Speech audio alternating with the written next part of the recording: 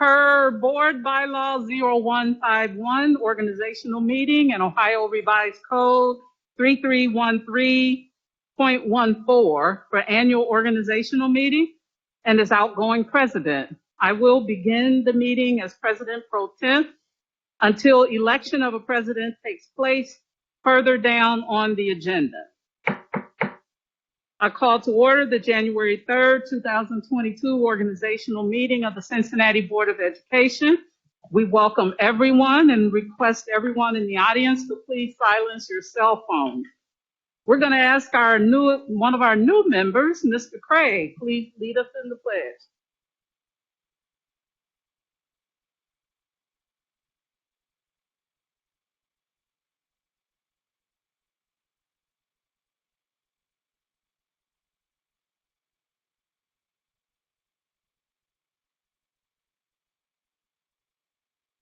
Your first official duty. Thank you. All right. Okay. I need a motion to revise the agenda to add board matters. Item is COVID-19 protocol. So moved. And it's a two-parter. and to add a resolution to approve the modified tax budget for the 2022-23 year. Also moved. Is there a second? Second. All in favor signify by saying aye. Aye. Any opposed? Okay. Per Board Bylaw 0152, officers in Ohio Revised Code 3313.10, oath of office and member, we will now prepare for the oath of office. So as we begin to prepare, yes, sorry. So as we prepare, we're going to do the oath in this order. So you'll know when to come, you can start getting prepared. We are going to ask each party to come out to the middle of the floor, and in practicing our safety protocols, please spread out as far as you can. We will have access to two microphones. One will be for the person who is administering the oath, and the second will be for the person who is receiving the oath. And we will make sure that they are clean wiped down before we pass it on to the next party. Okay, so we'll prepare. But I first, before we even get to the first individual, want to say happy birthday to our superintendent, Tiana Ahmad.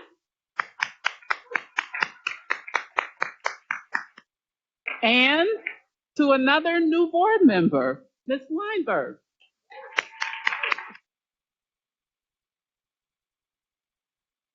Okay, so we'll start. You guys are going to have to be patient with me. We've had 50 changes to the agenda today, so I'm trying to work it all in my head. Why don't we start with our incumbent elected person, Mr. Morosky, and Mr. Morosky's guests can feel free to come down. Our second person will be Mr. Craig. Then we will have Dr. K, and then Ms. Weinberg.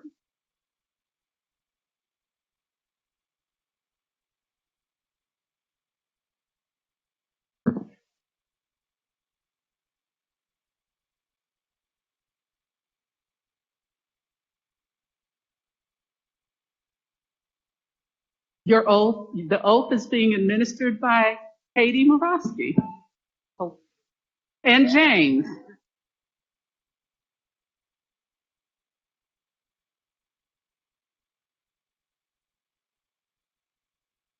Thank you. He wants both of them. It's Two just hands, like his two dad. lollipops. Yeah. Sorry? Yes. I, Mike Morosky, I, Mike Morosky, do solemnly swear do solemnly swear that I will support the Constitution of the United States and the Constitution of the State of Ohio, that I will support the Constitution of the United States and the Constitution of the State of Ohio, and that I will faithfully, honestly, and impartially and that I will faithfully, honestly, and impartially discharge the duties of a board member of the Board of Education discharge the duties of a board member of the Board of Education of the Cincinnati City School District of the Cincinnati City School District of the City of Cincinnati, Ohio, during my continuance in office. of the City of Cincinnati, Ohio during my continuance in office. Good job. Yeah. Okay.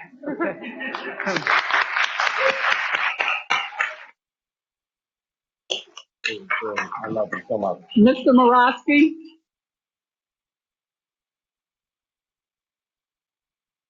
If you have a few comments, Mr. Morosky, we'll Yeah. allow you a few comments.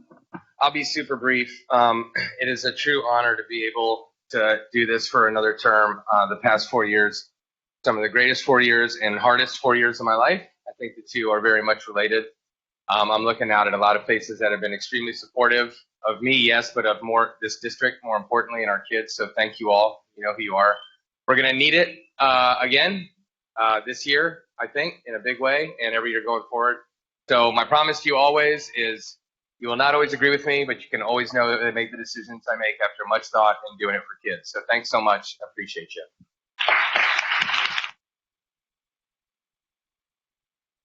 Mr. Craig?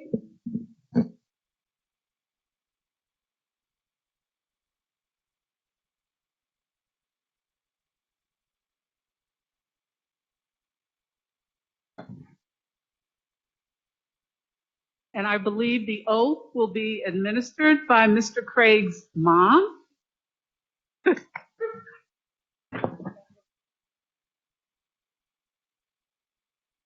Official oath, board member. I, Brandon Craig, do solemnly swear I, Brandon Craig, do solemnly swear that I will support the Constitution of the United States that I will support the Constitution of the United States and the Constitution of the State of Ohio, and the Constitution of the State of Ohio, and that I will faithfully, honestly, and impartially and I will faithfully, honestly, and impartially discharge the duties of a board member of the Board of Education discharge the duties of a board member of the Board of Education of the Cincinnati City School District of the Cincinnati City School District of the City of Cincinnati, Ohio, of the City of Cincinnati, Ohio, during my continuance in office. during my continuance in office.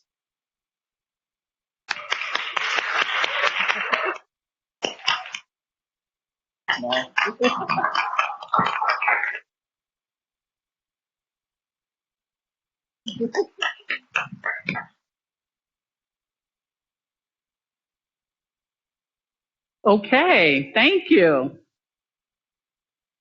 If you have comments, please feel free. I'll be brief also. I think it is just a real honor to be a part of the board for the district that produced me, that grew me, and have the support of my friends and family here. So we got a lot of good work to do, and I'm looking forward to doing it all. Thank you, Mr. Craig. Okay, Dr. K.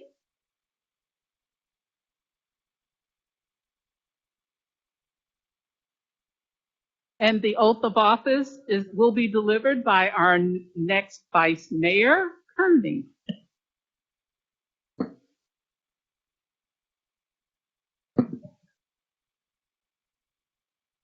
Okay, take the mask off.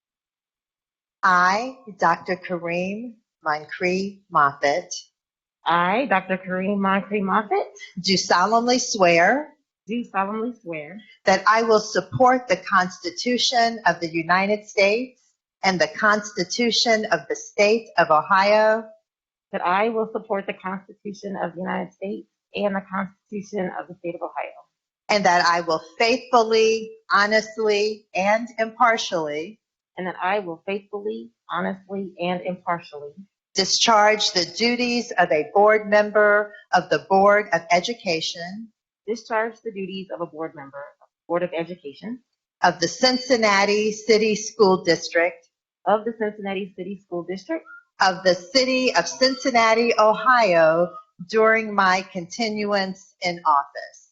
of the City of Cincinnati, Ohio, during my continuance of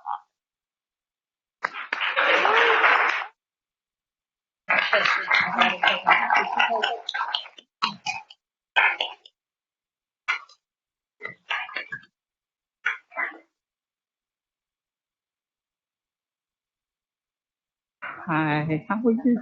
Good.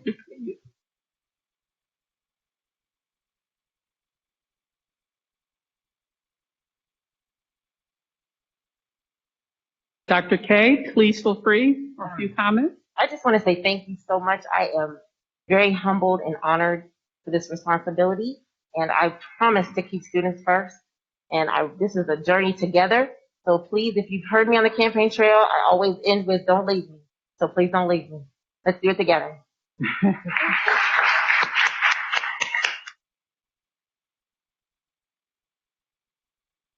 Last but certainly not least, Ms. Weinberg.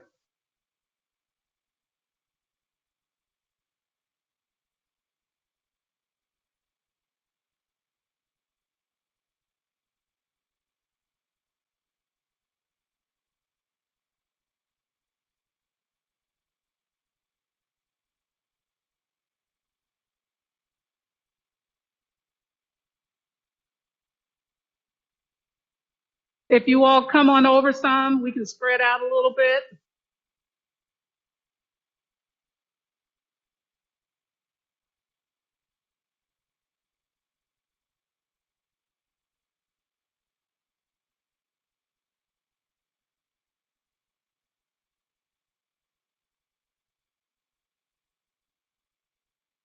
I, Mary Weinberg, I, Mary Weinberg, do solemnly swear do solemnly swear that I will support the Constitution of the United States and the Constitution of the State of Ohio, that I will support the Constitution of the United States and the Constitution of the State of Ohio, and that I will faithfully, honestly, and impartially and that I will faithfully, honestly, and impartially discharge the duties of a board member of the Board of Education discharge the duties of a board member of the Board of Education of the Cincinnati City School District of the Cincinnati City School District of the City of Cincinnati, Ohio, during my continuance in office. of the City of Cincinnati, Ohio, during my continuance in office.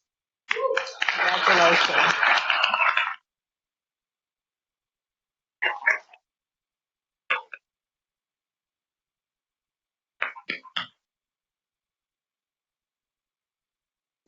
Thank you. Ms. Weinberg, comments? I will keep it very brief. I just want to thank everyone. I am very excited about my new role, and I am eager and ready to serve, and especially serving for our children. So thank you again, and thank you to everyone who came to support me as well tonight.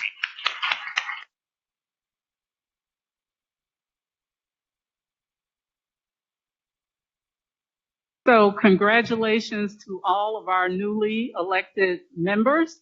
And at this point, I would ask Treasurer Wagner to do a formal roll call. Ms. Fulton. Present. Mr. Craig. Here. Mr. Lindy. Here. Dr. Moffitt. Here. Mr. Morosky. Here. Mrs. Weinberg.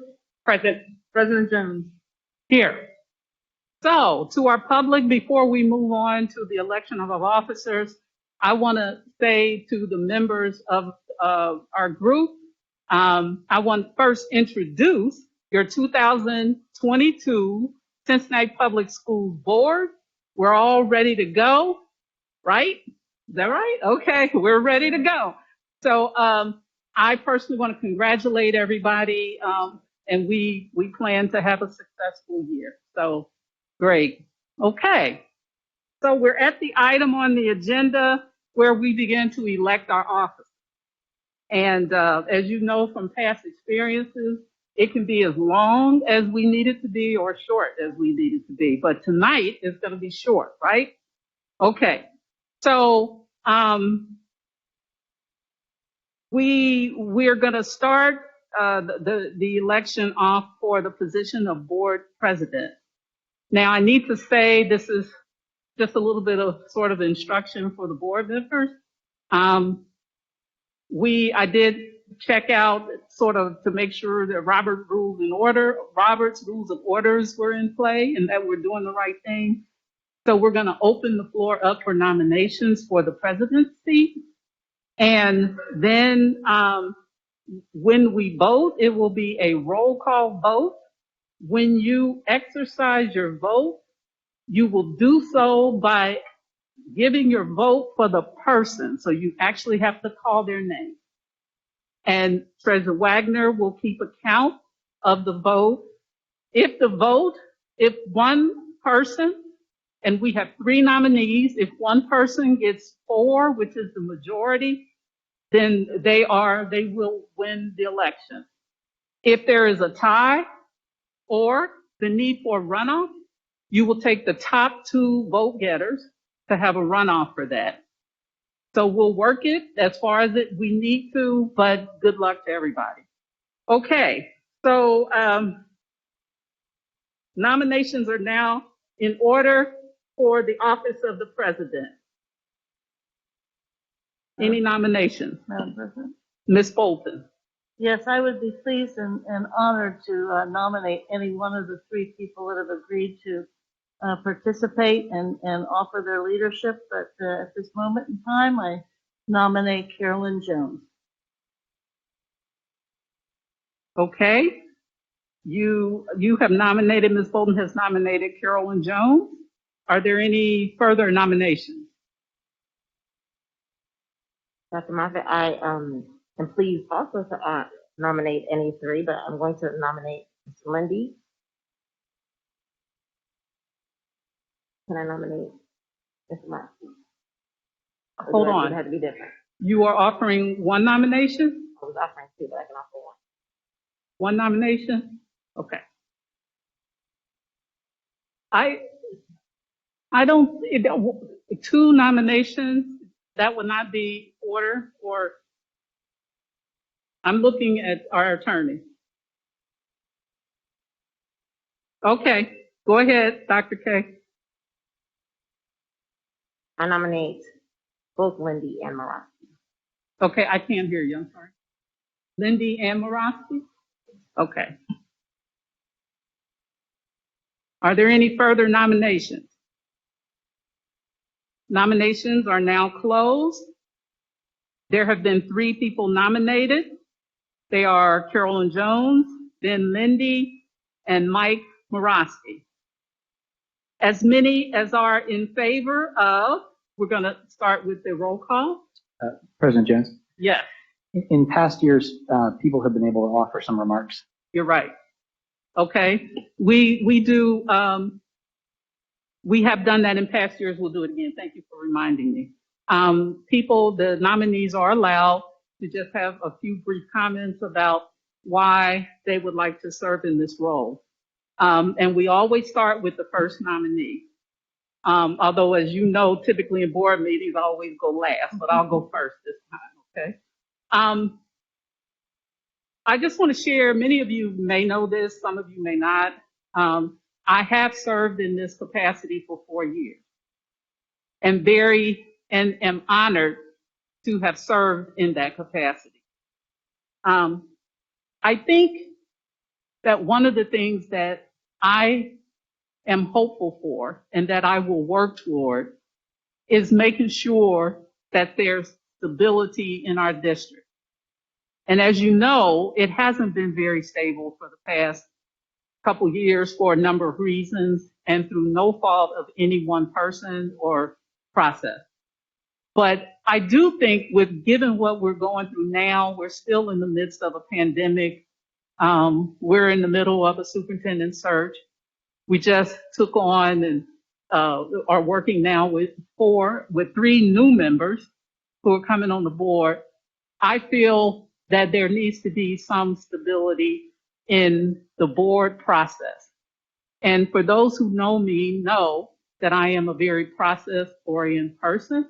I believe that it takes an efficient board to make effective decisions. So having said that, I want to say that people know me as being a very direct person. I'm a straight shooter. I believe in being inclusive. I think in the 4 years that I've spent in this seat, I have worked hard to encourage and support diversity of opinion and thought. And I see as my job is solely to make sure that the board's agenda gets pushed forward. So having said that, I think I am the best person for the position, but I also need my colleagues to know that whoever is in this position will have my 100% support. Thank you. Okay, Mr. Lindy. Thanks, President Jones, and thanks for the chance to address all of you this evening, and thank you for your consideration. There are 3 things I was hoping I could do in these remarks tonight. First is thank Carolyn for her leadership of the board. Second, share a bit about why I'm running. And then third, share what you could expect from me in the position. So, Carolyn, you've served as president of this board for 4 years, and I want to thank you for your incredible commitment and service. You've led this group through some very real challenges, the FC Cincinnati negotiations, the new abatement agreement with the city, several tax levies, and there's been no challenge quite as large as COVID. From closure to reopening, and then closure and reopening again, through vaccines and variants, and through many, many, many very, very, very long board meetings. You've been this board's leader. You want us to work well together and do the best we can for kids. You've made incredible sacrifices, and I want to say thank you. I'm running for board president, though, because I believe for too many of our stakeholders, what they want from us as a board is something different. They want more than what we as a district are currently providing. Many parents are frustrated, whether it's because of the challenges with buses or student safety, or what they experience as a lack of honest communication and accountability from the district. These are things we heard during the stakeholder engagement for the superintendent search. And I believe that our teachers and administrators are our most valuable assets and work incredibly hard. Yet many feel frustrated and exhausted. They can feel unheard as decisions are made, or feel forced into an approach that doesn't fit the need of their students. And all of this is happening during a time when we have more ground to cover than ever before. The impact of COVID on student learning is nearly twice as large in CPS as it is in the suburbs, such that as of last spring, barely 1 in 4 students in CPS made the state's basic proficiency level. I'm running because now is a time when people are looking for something different from this district and from this board. I'm also running because I want us to have higher expectations for what we accomplished. We can recognize the very real successes CPS has seen, from community learning centers to preschool expansion, to the FMP, to our anti-racism and vaccine policy, while also being honest about the problems that exist. As I mentioned, barely 1 in 4 students passed the state's proficiency exam last spring, compared to our surrounding suburbs, where more than 3 in 4 students passed the same tests. We can say loudly and clearly that despite these numbers, we believe, know that all of our kids can achieve at a high level. How do we know this is true? We can see it in the results of schools like our own Evanston and Wheeler. Evanston serves a student body that is 99% low income and earned an A on the state report card, the same year the CPS earned a D. Wheeler serves a student body that is also 99% low income and improved its graduation rate from 38% in 2013 to 92% in 2020. We have to believe that we can do this across the board and hold the system accountable for moving towards similar results across all schools. And as we do, I hope we can talk about this work as part of this ongoing struggle for civil rights in this city and in this country. I believe each generation has struggled in different ways to move this country closer towards its ideals. Insisting that our school system truly provide all children with an excellent education should be our generation's part of that struggle. And I want us to talk about our work in these terms. When we do, I think there's no ceiling to what we can accomplish together. So finally, what you can expect from me as president. You can expect me to ensure that all of our stakeholders feel deeply heard and valued by this board. You can expect me to be honest and upfront about the challenges we are facing for families, for students, and teachers. You can expect me to be deeply committed to improving our governance practice as a board. For me, this means narrowing the scope of what we we do so that we're focused on a small number of clear priorities and then hold the administration accountable for results. And you can expect me to be explicit about our shared values and hold the system accountable for outcomes that live up to those high expectations.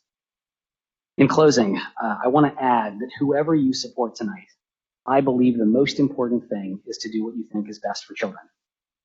If what's behind your vote is a genuine belief that a different leader is what's best for kids, I am excited to support that person, whoever it winds up being.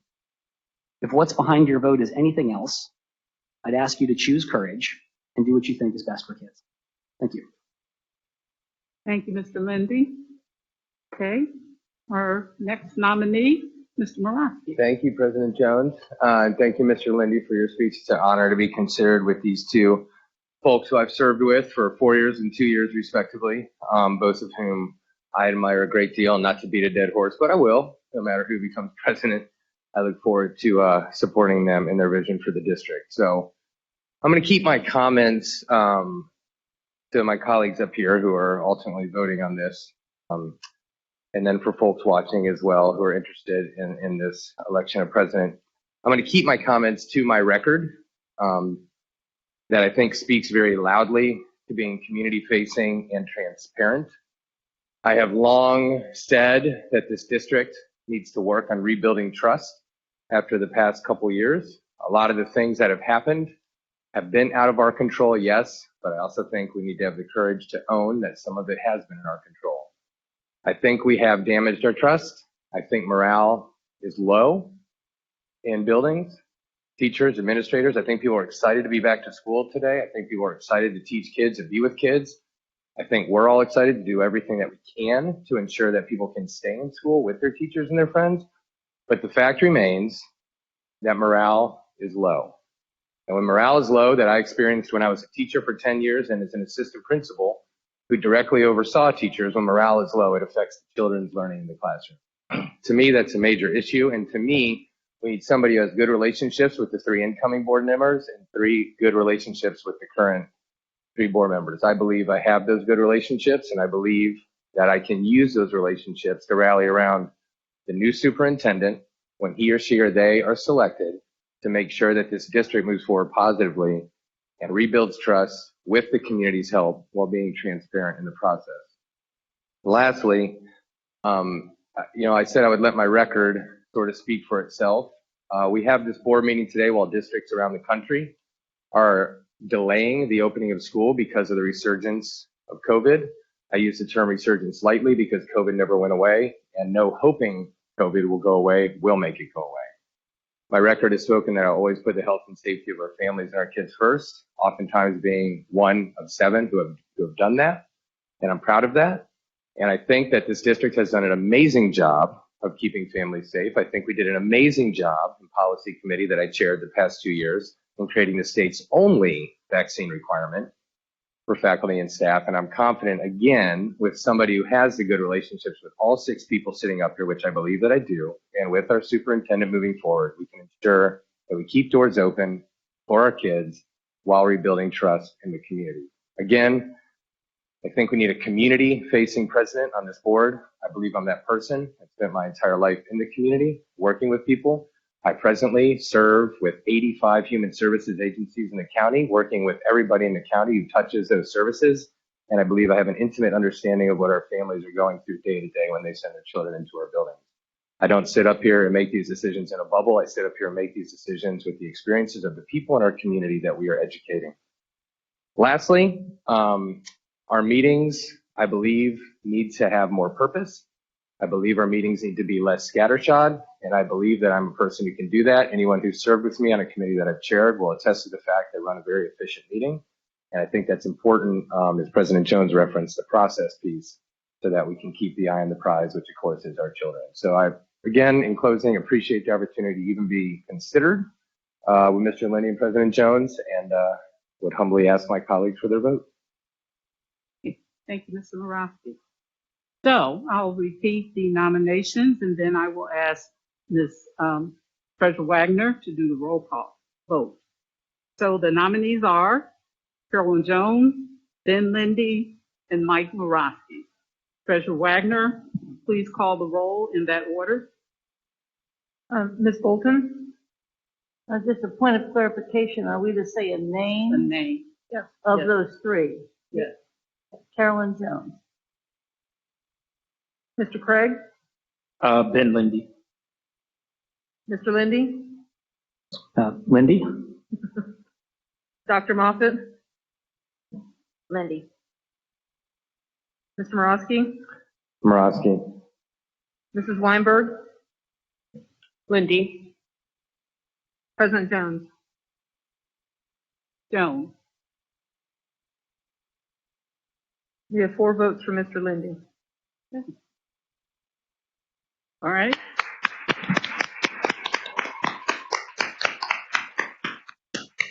So Mr. Lindy has now been elected as the new president, which means we actually do musical chairs, and you're going to have to struggle through the script because I'll be down there and won't You're be going to able to enjoy help that a you. little bit. Maybe.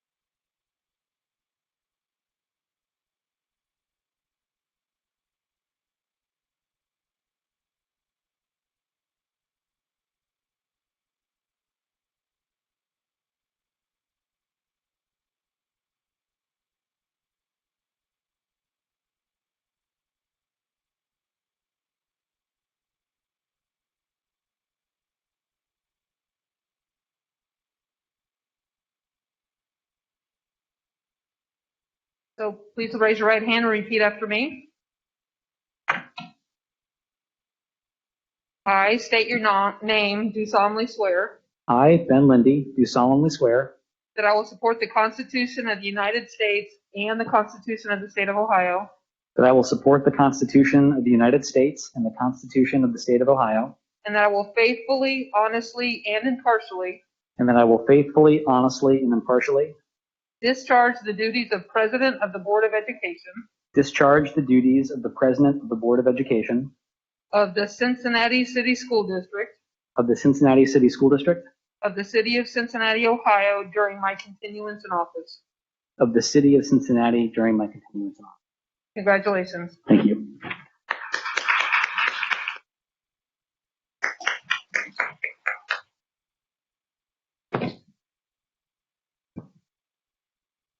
Okay, so I believe next we have an outgoing president's message.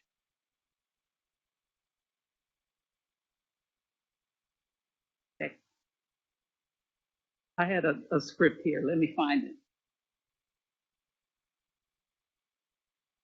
Well, I won't use the script. I don't need to.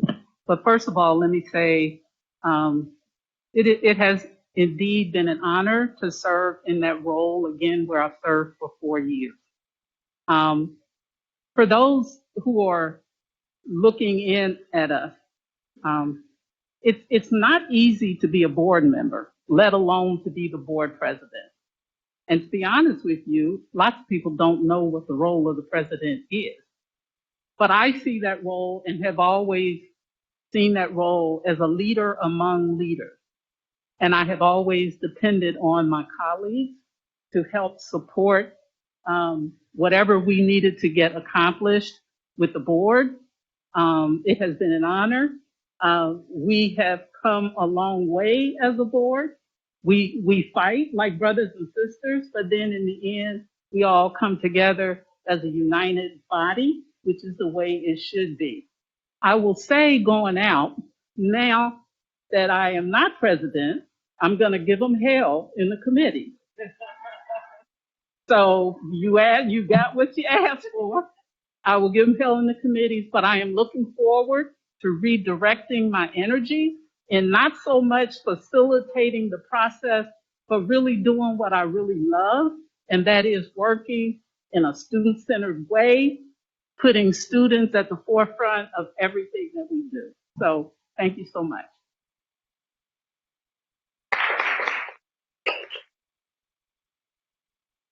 There's a spot here for incoming president's message, and I really did share everything I had to share earlier. I just want to say again how much I have appreciated Carolyn's leadership since I joined the board, how welcoming of a president she has been for me, and how much I've learned from working with her.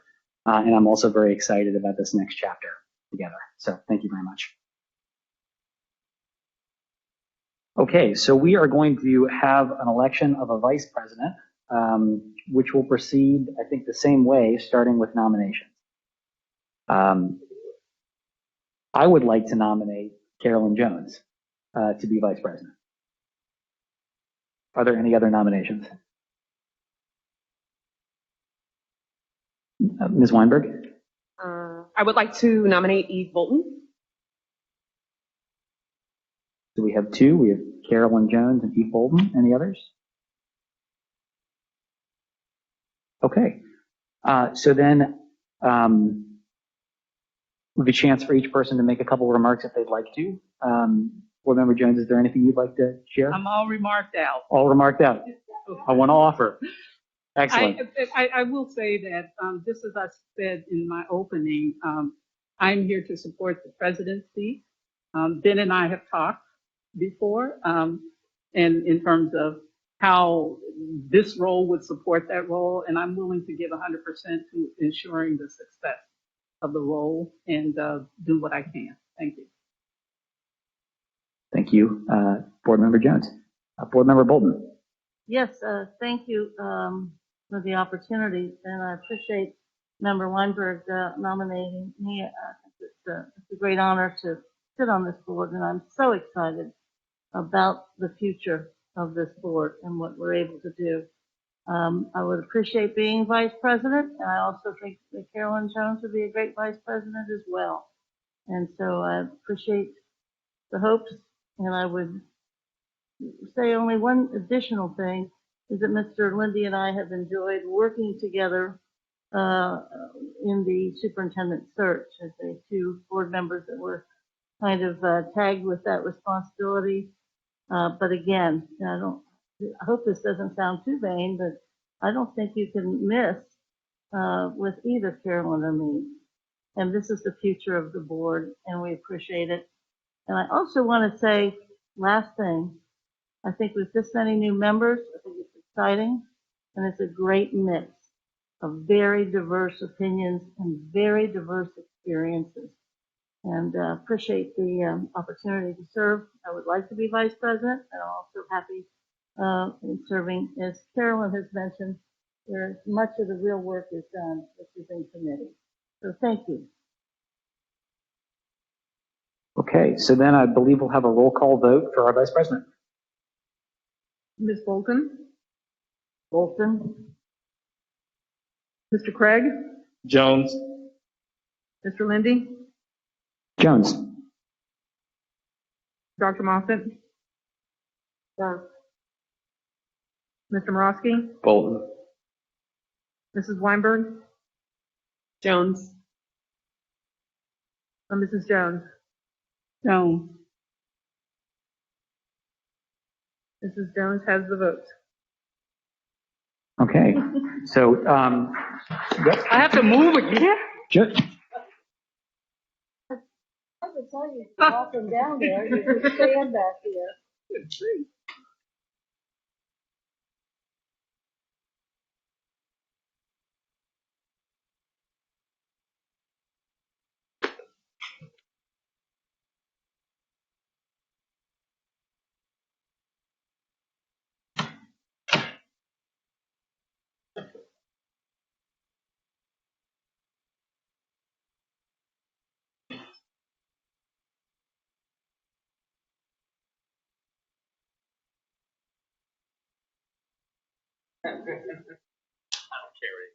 I don't care. Absolutely. I don't care.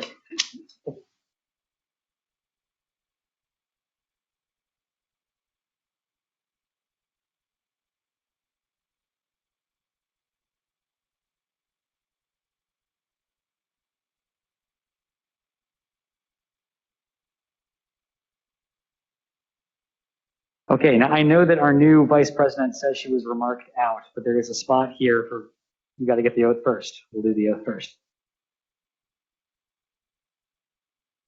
I state your name, do solemnly swear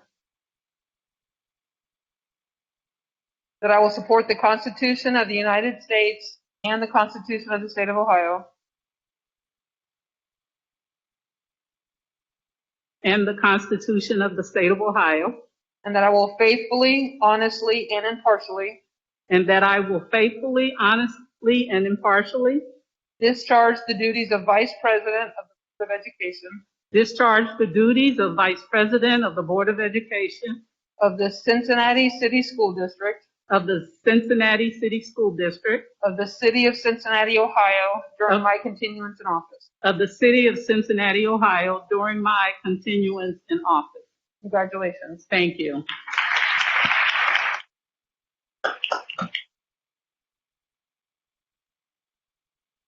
Okay, so are you still remarked out, or would you like to share something of the vice president's I'm incoming good. message? I'm good. You're good. Thank you. Okay. So thank you, everyone. We're going to proceed next to the Board of Education organization and appointments. And we're going to start with the committee structure for this year. So everyone should have received a copy from the board office. It looks like this. It has a list of what everyone put their names in for.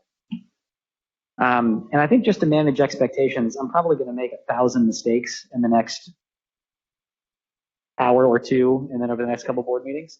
So set your bar really low, and then I'm going to work very hard to exceed that low bar, and then it will get better. What I wanted to start with was just if anybody had any changes that they wanted to make to what they submitted. If not, that's okay. But if they do, I wanted to see if they did. President, Ms. Jones? Yes, Mr. Lindy, while I can't say I have specific changes, I'd like to give this to you. I took the opportunity because in our bylaws, we can, in our process, we can negotiate how these appointments occur.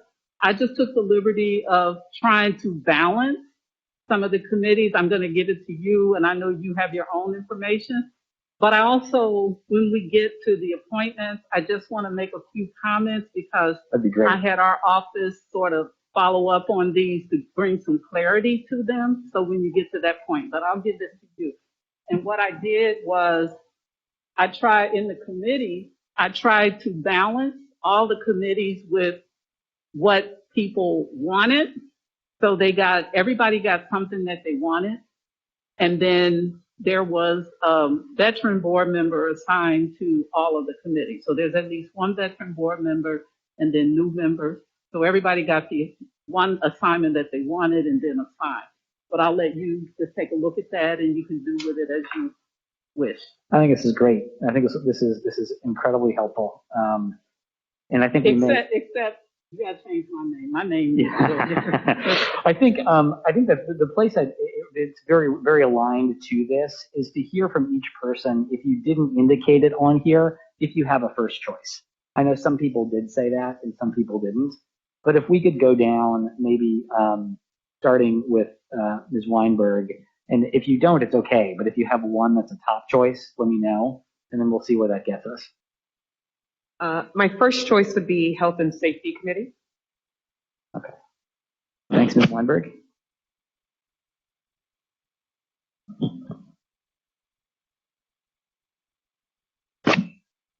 Mr. Morawski, do you have a first choice? Unsurprisingly, policy. He's a very good policy committee chair. All right. Mr. Craig? Budget, finance.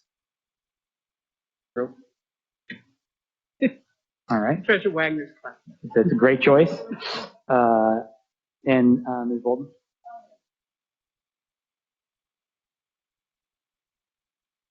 All right. Ms. Jones? Health and safety. Okay. And Dr. Moffitt? My first choice is health and safety.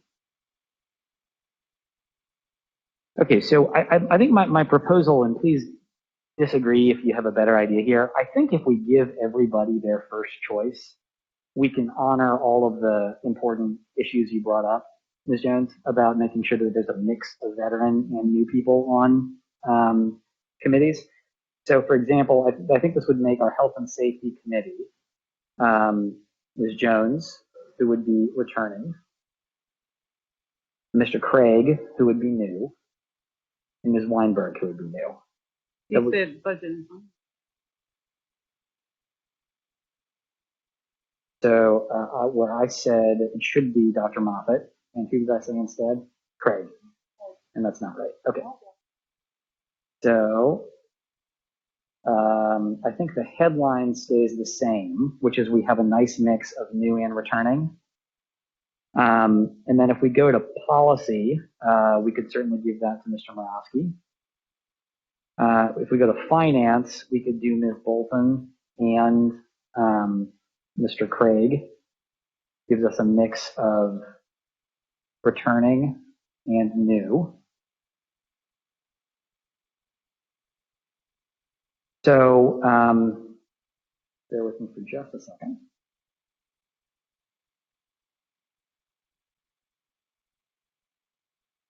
Yeah, health and safety is closed. So then I think, Ms. Jones, based on what you put together, do you have any suggestions or recommendations for any steps we take for any of the next steps? I'm also happy to go around and do second choices. But Well, I think doing the second choice is probably the most appropriate. It may fall out the same way. Okay, great. So let's try it and see. Health and safety is full, but we have student achievement. We have one spot left in finance, and we have 2 spots left in policy. Mr. Morosky? I'll do finance. I've never done finance before. So Morosky to finance. Are Eve and I allowed to be on the same committee? I think even Mike can be in the same committee. So, Mary, do you have a second choice? Student achievement.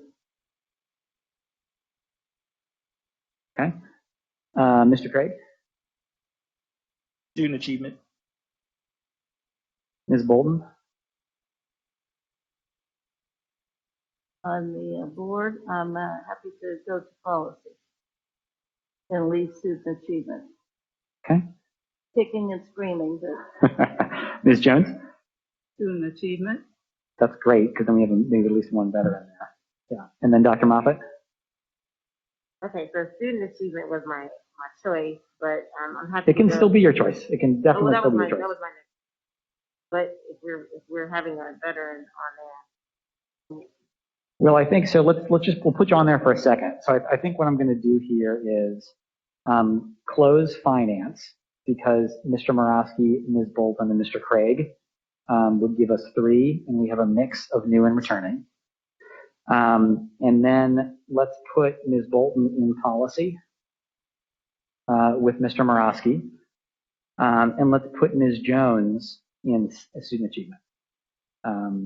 And so then I think what we need to figure out, that would close finance and it would close health and safety. And so what we need to do is we need to get one of the 3 of Dr. Moffat, Mr. Craig, and Ms. Weinberg. We would need one of you to move to policy. And I know, like, I've been on both committees. There is really wonderful work to do in both of them. This is a no-lose situation. I can go to policy. Does that work with Ms. Weinberg and Mr. Craig? Okay, so if we put Dr. Moffat in policy, and then we would put Mr. Craig and Ms. Weinberg in student achievement. I think we have a situation where we have 3 board members in each committee.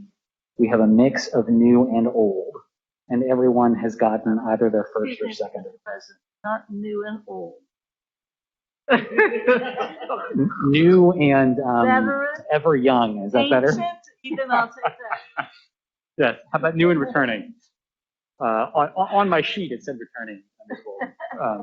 But am I missing anything? I think this gets us everybody in a spot, a nice mix of people, and people able to apply their energies where they have some real interest and passion, which I think would be a good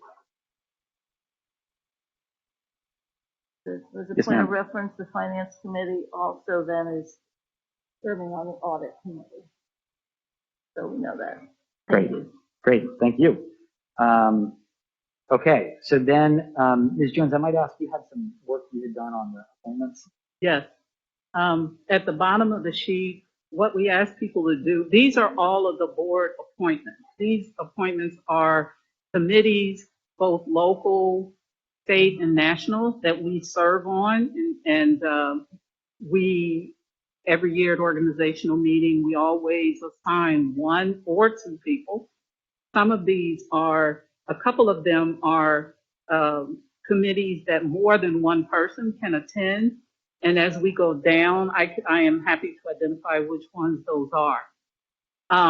Just a word of advice as we move forward, and I do want to be very open about this, is that some of them, I would say, do require some veteran knowledge, although I think we have a very capable group of newly elected members. But I think sometimes just the historical perspective that is brought to some of these organizations would be helpful. I would say just go down the list, and those who express interest, if we need to talk about each one of those assignments, that's fine. Now, there are some of them you see where they are scratched out. For example, the National School Board Association, OSBA, the Ohio State School Board Association, withdrew from the NSBA, which means we probably will not be members because we were members because of OSBA. So that particular appointment and associated with the Federal Relations Network, it no longer exists for us. That is scratched. The Educator Standards Board is also scratched, no longer an option. So the rest of them, like the board member, there are a number of them, the board member cabinet, the Diversity Equity Committee, the Urban Legislative. These are all committees that they send out a call for nomination.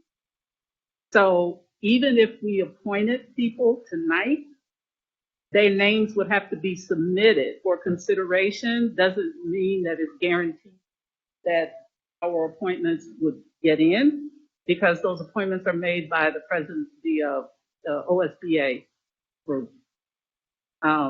So that's, just a bit of hopefully helpful information. Incredibly helpful. Now, and are there the ones you said where veteran perspective is particularly important? The one what? Where veteran perspective, which ones would you? Recreation Commission. I'm going down, give me a minute. Activities Beyond the Classroom, the Business Advisory Council. Those three. Yeah. And are there any that can take more than one appointment, or are they all one person only?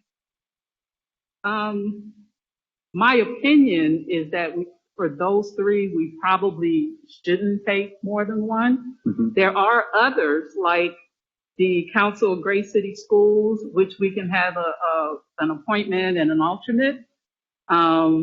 The Urban School District Advisory Network, although we have had one member, Ms. Bolton, who has attended that faithfully, anybody can go.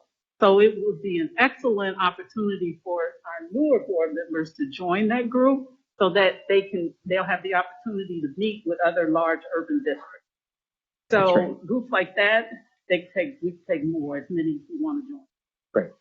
And then the next question I wanted to ask the group is because I think just in having some conversations about this with people beforehand, I think some people have very strong feelings about things they'd love to do, and some people didn't quite know what to put, and so put their names down for some. And so I wanted to start by inviting anybody who has very strong opinions about what you would like to do to share those. Yeah, Mr. Morosky. I have very strong opinions about yes, sir. about the CRC board. I vied for it the first couple of years, but of course Melanie was long-standing, and out of deference to Ms. Bates, wanted to let her round out her term on that. But The reason I have such strong feelings about it, manifold. Of course, professionally, I know that the good CRC provides to our community. Personally, I utilize CRC facilities literally every single day, oftentimes multiple times a day. I believe Betts is a great leader. They got a good board, and I'd really like to represent the district and take my personal professional knowledge to that board on behalf of all of us and our kids. Anybody else have strong feelings, including if it's for CRC? Ms. Bolden? Yes, and I've been here long enough that Mrs. Bates had to wait till Mrs. Ingram left the seat in order to represent the district on CRC, and I'm happy to withdraw my name on that and support Mr. Morosky's candidacy for CRC. Anything you would really like to be on that you have strong feelings about serving in? Traditionally, the Activities Beyond the Classroom has had 2 people representing it. So Oh, really? Okay. I would like to stay on that if possible. And there are a few on here that I'm, not a few, but a couple on here that's like the board member cabinet and that I'm already appointed to. So when we get to that, I'll make that comment. But right now, I guess Activities Beyond the Classroom I would most enjoy because I think I've been there since the beginning. Okay. Other people with strong requests, we'll go to Ms. Weinberg and then Ms. Jones. I would like to do the Ohio High School Athletic Association School Board Liaison. I have very strong feelings about that one. Okay. Seem fairly qualified. Ms. Jones? Yeah. So it's a reach, but yeah. Yes, I have served as our representative to the Ohio School Board Association, Ohio School Board of Trustees Association. And it's a very I would call it a work-intensive effort because when you become a trustee, you also represent the Southwest region. It's a lot of meetings. And it has taken me, my term ended in December. It has taken me actually 2 years just to get to know everything that OSBA does and how to fit in. And I will say, I'm not touting my own horn, but I will, just to say that they approached me and asked me if it was likely that I would be appointed again. They really feel like having a voice from Cincinnati has been helpful. I would like to maintain that. I've established some really good connections there. So I would like to, again, represent in the OSBA Board of Trustees. Okay. Thank you. Anyone else have strong feelings? Dr. Moffett? I put my name in for Cincinnati Recreation Commission. I've worked with them before, independent of the district and in tandem with the district, so I've got that relationship. However, I also am happy to just support as well. I did put myself down for the Council of Great City Schools. I have attended the Business Advisory Council meetings as an NAACP member, so I know that there probably could be more than one representative of that as well. And I did put my name down for the Diversity and Equity Committee. But again, I'm happy to support in anything. I think, my passion is always student centered, everything. So wherever that can be most useful. But I do think it's important to mix and allow some of the new incoming members to attend with the veteran members. Even though it may look like, hey, we need to have a veteran in that position, I think it's super important that we do get that experience to be kind of spread around. So that's I think that's great. Anybody want to say something that hasn't said something? You don't have to. I just want to add, and the only reason I'm adding comments is because I've had the experience sitting in the presidency. With the Business Advisory Council, that really is a liaison position.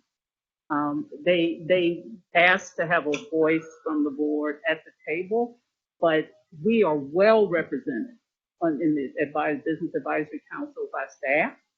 But so I'm not quite sure, and I think it's something that we would have to consult with administration about what the role of a liaison with the Business Advisory Council would be to kind of groom that. And I don't know if that's any different than what you did with NAACP, but we would need to research that a little bit. Okay. But I think I disagree with Dr. K that we could probably use 2. I think 1 would be plenty because we have staff who are liaisons to that as well.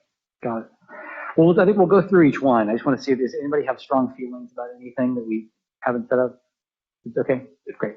Okay, so then if we start at the top, I would propose, absent strong dissent, that we go with Mr. Morosky for the CRC. And Ms. Moffat, I appreciate you expressing your interest, Dr. Moffat, and taking your name potentially out of that. I was thinking one of the ones you mentioned that you did have some conviction around was the Diversity and Equity Committee, and Mr. Morosky also had his name on that one.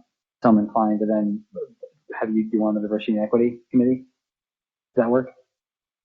Okay, just repeat that. I'm sorry. That's okay. I don't understand what the man. So Yeah, just repeat no, that. it's okay. I think I was suggesting that we put you on the Diversity and Equity Committee for OSBA. Okay. And I just want to understand is that just a recommendation or is that a definitive appointment? What, Yes, ma'am. I have to get used to That's good. Yeah. Okay. What they will do, we've actually had contact with their office. When we decide what appointments or what recommended people for these appointments, we'll send a list of names and the committees that they want. And then when it comes time for the call for nominations, those people will get invitations. We will at least be in the pot for them to select from. Okay. So that would give us Mr. Morosky for the CRC. I'd suggest we do former President, Ms. Jones, for the Ohio School Board of Trustees, Southwest Ohio Regional Exec Committee. I think you were the only person who put your name in for it. The answer also feels good and important. Ms. Bolton, I would suggest we put you on that board member cabinet. You expressed interest and have done some great past work there. We talked about Dr. Moffat on the Diversity and Equity Committee. We don't currently have someone as legislative liaison. I'm happy to do it unless someone would like to do it. There's still a question pending because the Southwest Region chairperson told me that person needs to be part of the Southwest Region group. But I'm not certain about that, so I'm trying to figure it out. I don't have a need to be in that role, but I just want to make sure we're doing the process correctly. Let's put you down for it tentatively, Okay. and if there's some different constraint we have, I I'm happy to. absolutely don't need to do it, but I will clarify how that person gets appointed. That sounds great. Okay. Ms. Bolton, for that Urban School District Advisory Network, you were the only person who had your name in. I think happy to have that continue, unless you have a concern with it. No, I would be very happy to continue, but again, as it's mentioned here, any board member is allowed to participate. And we actually, as a school district, are one of the founding members. And the concept, just for the public and new board members, is that there are more urban districts than just the 8 big ones. Right. And really it reaches out to our neighbors, whether it's going to be Princeton or whether it's going to be Northwest or North College Hill. So it expands that whole concept, and it's also been a leading agent, if you will, for state report card reform as well. So please, I'm happy to have company on the way up to Columbus. Sounds good. Then I would be happy to join Eve on that as well. All right, great. We have new and returning, not old. Okay, great. So continuing on, Student Achievement Liaison. Dr. Moffat, I think you were the only person who had your name for this one. I'm happy to keep you there unless anybody has any concerns. Okay, keep moving. For the Ohio High School Athletic Association, Ms. Weinberg, I think that's yours, unless somebody would like to put up a contest. No? All right, great. For Activities Beyond the Classroom, this is one where we had 2 people put their names in, and it's one that Ms. Jones mentioned could take 2. That's Ms. Bolton who said that they could take 2. I've always known that they prefer, I could be wrong, they prefer 1, but they've been accepting of 2. Okay, I got you. Okay, Okay. I would propose that we just keep Ms. Bolden and Mr. Craig on there, and then you two can figure out who goes which time, or you both go both times, but you can spread the load a little bit. That's all right. Okay. And so then we're left with two for the Business Advisory Council. That's one that both Ms. Bolton and Mr. Craig wrote down. Do you two want to talk about that a little bit?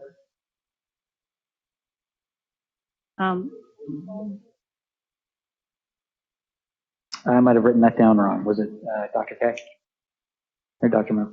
I can withdraw my name from that. So that would just leave Ms. Bolton as our only interested board member. President Jones. Great. I wrote that down. I'm happy to defer to Vice President Jones on that one. All right. Yes, ma'am. I don't know what you wrote down. I'm hearing Mr. Craig defer, right? And Ms. Moffitt. I just got appointed to that committee, in case you all, just to remind you, like midway through this year when Ryan withdrew, and we haven't had a lot of meetings. I'm happy to at least attend and represent the board. Like I said, it's not a whole lot that they ask of us. I did that my first year. That was my assignment, Okay. and I am fully aligned with you. Okay. So I'll put your name down That's there fine. for now. And this leaves us with just, I think, Council of Great City Schools, which is open. I think any board member can attend. I have my name down for that. I'm happy to attend that. That's great. That's open to everybody. Yeah, I think that sounds good. So I think what we have, as well. On that, everybody can attend the Council of Great City Schools, and sometimes we can afford to have any number of people attend, but traditionally there has been always one kind of contact person from the Great City School folks to us. So you almost need one person. Could we make that, Dr. Moffitt? Could we make that, Is there a reason we couldn't do Dr. Moffitt? No, I think, absolutely, she should be well received and well prepared. So this is good. I think the one thing I want to check is we have a real spread here with some people who have as many as 4 and some people who have as few as 1. That's okay with me if it's okay with you. I just want to check, is there anybody who feels like the load they're carrying is either too big or not big enough? Great, then I think we're good. So I will share this with the relevant folks. But is there anything I'm missing on the organizational structure? I'm sorry. Is there anything I'm missing on the org structure? No. Okay. Do Yes, you ma'am. mind going back over this so that people that are listening, who was appointed today? Absolutely. So we have, for the CRC, we have Mr. Morosky. For the Ohio School Board of Trustees, Southwest Ohio Regional Exec Committee, we have Ms. Jones. For the board member cabinet for the OSBA Southwest Region, we have Ms. Bolden. For the Diversity and Equity Committee for OSBA, we have Dr. Moffitt. The Legislative Liaison, we have Ms. Jones. For the Urban School District Advisory Network, we have Ms. Bolton and Mr. Craig. For the Student Achievement Liaison for OSBA, we have Dr. Moffitt. For the Ohio High School Athletic Association, we have Ms. Weinberg. For Activities Beyond the Classroom, we have Ms. Bolden and Mr. Craig. For the Business Advisory Council, we have Ms. Jones. And for the Council of Great City Schools, we have Dr. Moffitt. Any questions? Yes, ma'am. Are we able to add a additional liaison to the Council of the Great City Schools? Or can we only have the one rep? I'm going to ask Ms. Bolden or Mr. Morosky for some historical wisdom on this. So the way it works, I was the appointee twice, and so if you are Kareem, Dr. Moffitt, you go to the events for free. Otherwise, we are paying for it, which is fine if you have the money in your stipend. The other advantage is if you're Dr. Moffitt, you're a voting member of the council, and so if you go to the spring meeting in DC, big old table, fancy boardroom, you get to vote on different things for the council, whereas you could go or I could go, and we could participate in all this stuff, but we wouldn't have the same rights as Dr. Moffitt, if that makes sense.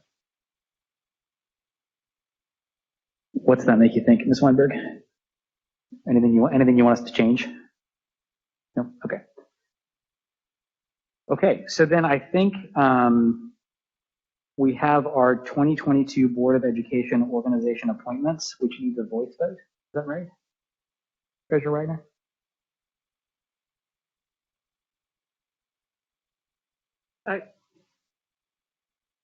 I believe it's on the agenda as a resolution. Is it? It's both. We have it as a voice vote here, and then it's listed separately, I think, It is as a resolution. I think the resolution just addresses the schedule of meetings. Let me pull it up real quick. It is a resolution, so we will have that's a roll call vote. I think what I'm hearing Treasurer Wagner say is that the resolution under I here is for the board meeting schedule. Is that right? I'm looking at the resolution now, and it says it's the resolution organizational meeting business items. And it's on the back if you flip it over.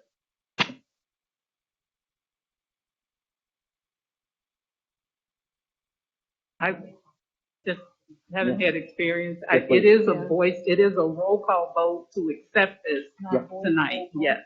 So we'll do that. Yes.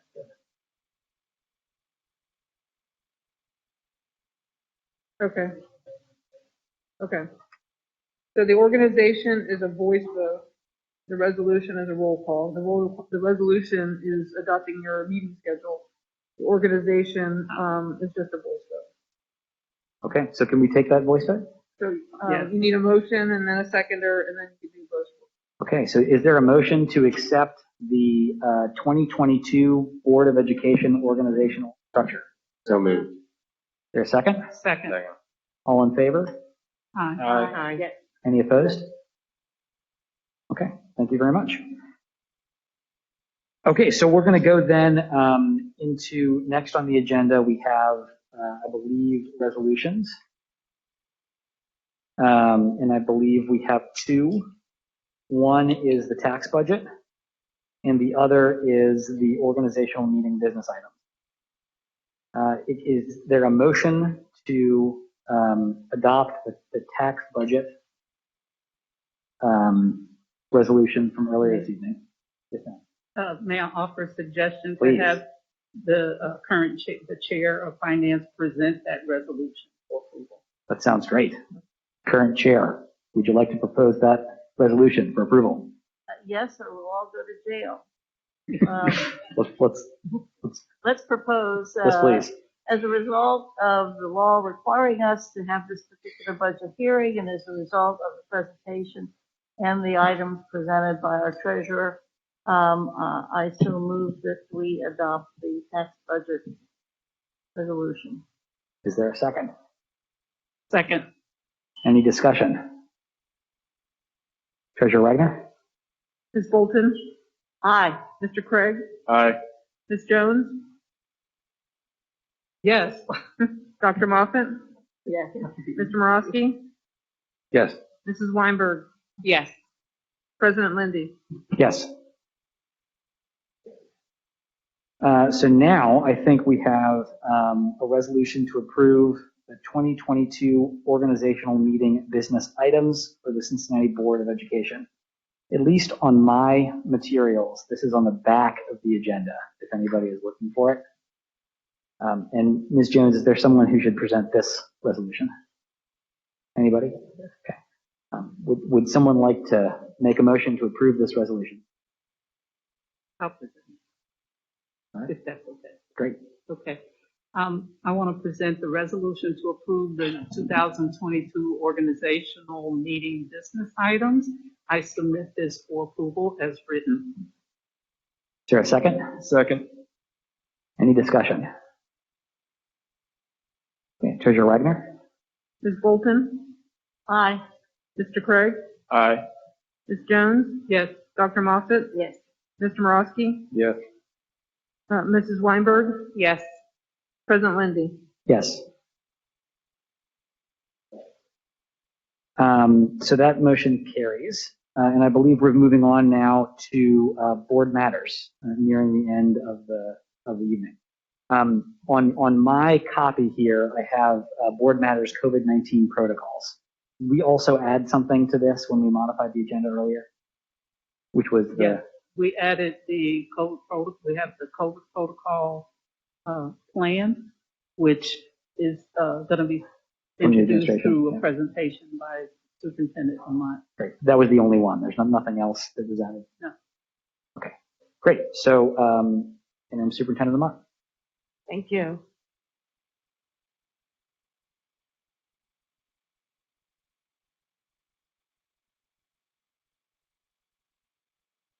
Good evening and congratulations again to our new board members. We welcome you with great enthusiasm and look forward to the work ahead. Today, there will be a presentation on a COVID-19 update with an administration recommendation. Next slide, please. I just want to bring forth our strategic plan, and strategy 2 is around health and safety. And opening up our presentation will be Assistant Superintendent Susan Bunty. Good evening. So we wanted to be able to share some information with you tonight. Next slide, please. As you may all be aware, next one more. There we go. CDC has implemented or suggested guidance around new quarantine periods. So for folks who test positive, there's now a 5-day quarantine period based on the onset of symptoms. Employees can return to work on day 6 if their symptoms have resolved. Please note that masks are required by CDC on day 6 through 10, and they already are required here in CPS due to our CPS mask mandate. Next slide, please.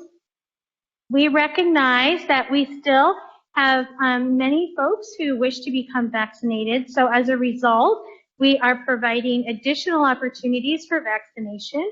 One on Friday at Mount Airy School from 3 to 7:30, and an additional opportunity at Rockdale from 5 to 7:30 next week. We also know that it's very difficult right now to get tested. Many of you probably have seen that in the news and have seen the long lines. So symptomatic CPS staff will be able to schedule on a Google Calendar an appointment beginning Wednesday if they wish to be tested at the 4 locations on the slide. These will be curbside tests. They're not for our weekly testing folks, but rather for folks who feel ill and who wish to see if they are positive with COVID or not. Next slide, please. So when we left for winter break around the 18th, 19th of December, we were around 91 people. This is data from our health department. We have seen a significant uptick in our community of COVID positive individuals. And as of January 1st, you can see that we went from 91 positives on that given day to 992 just a few days ago. Next slide, please.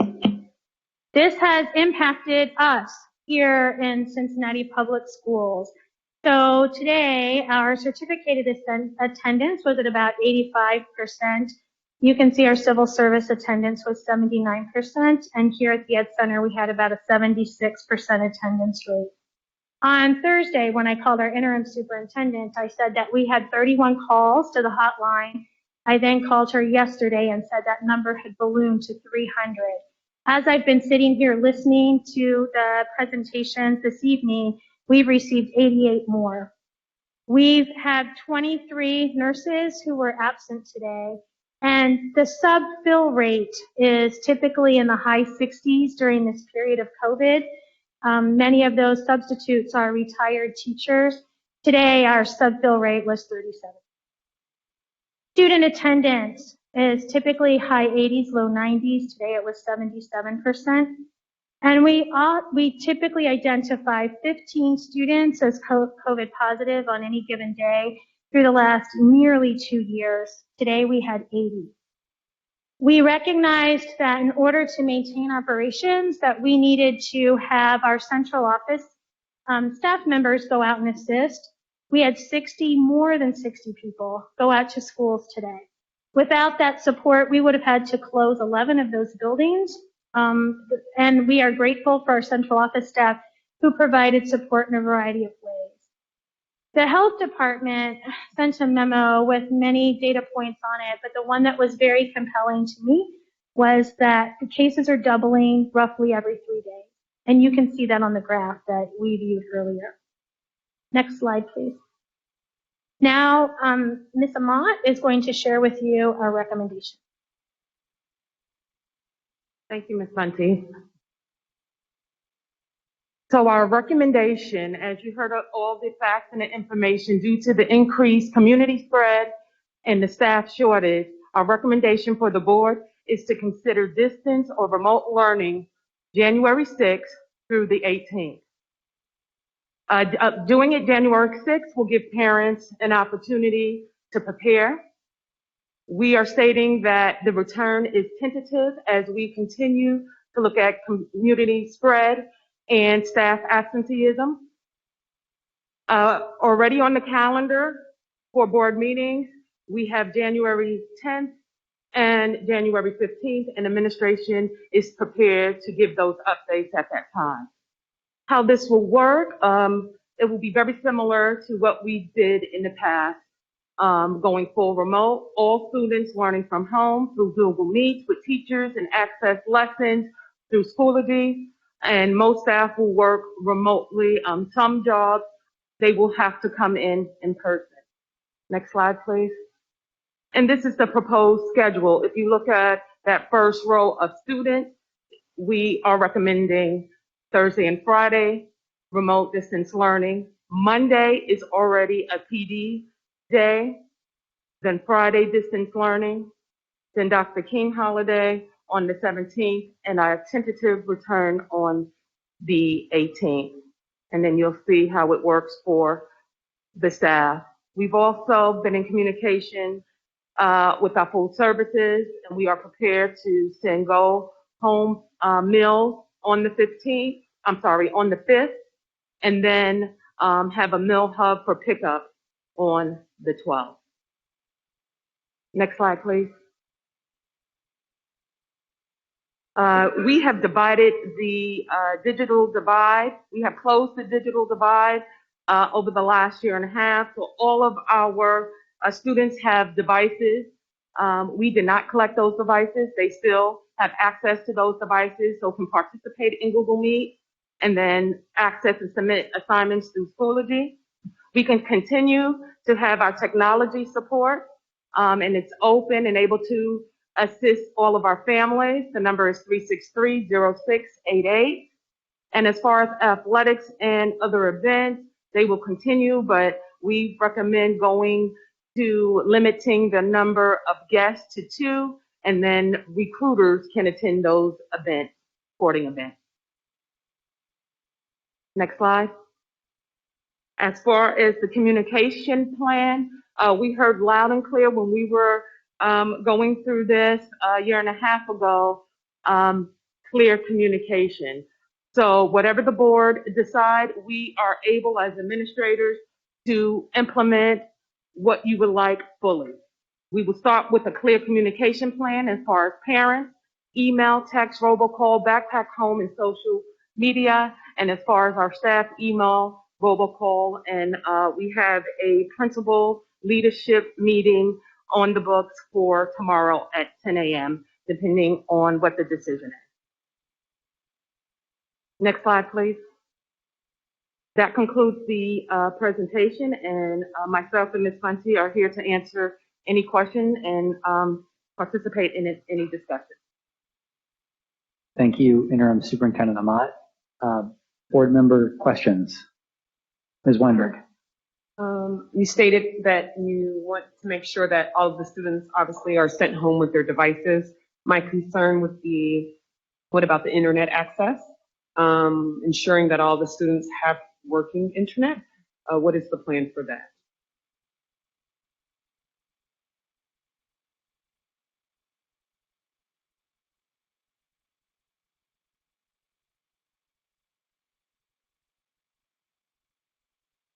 Good evening, and thank you for that question. So through our Connect Our Students partnership program with Cincinnati Bell, we are currently providing internet access to approximately 6,200 of our students, just shy of about 18%. That brings us very near to 100% internet access for our student base. They will be continuing the program. We offer it full-time year-round, including during this time, so any student who needs internet access can call and get that free service for them at any time, so that it can be added. And what if that's not the case? I'm sorry, can you clarify? For example, if a student does try to reach out to get that access, they are not given the access, or the access still does not work. So we have all additional layers of service offerings. So if for any reason they're unable to get the Connect Our Student service, for example, if their address doesn't have the infrastructure or cable capabilities, then we also have hotspots that we can issue to those students on demand to cover any needs additional that can't be through that service. And we do have those on hand. Any other questions, Ms. Weinberg? We can also come back later too. Did you have any other questions, or you can come back later too?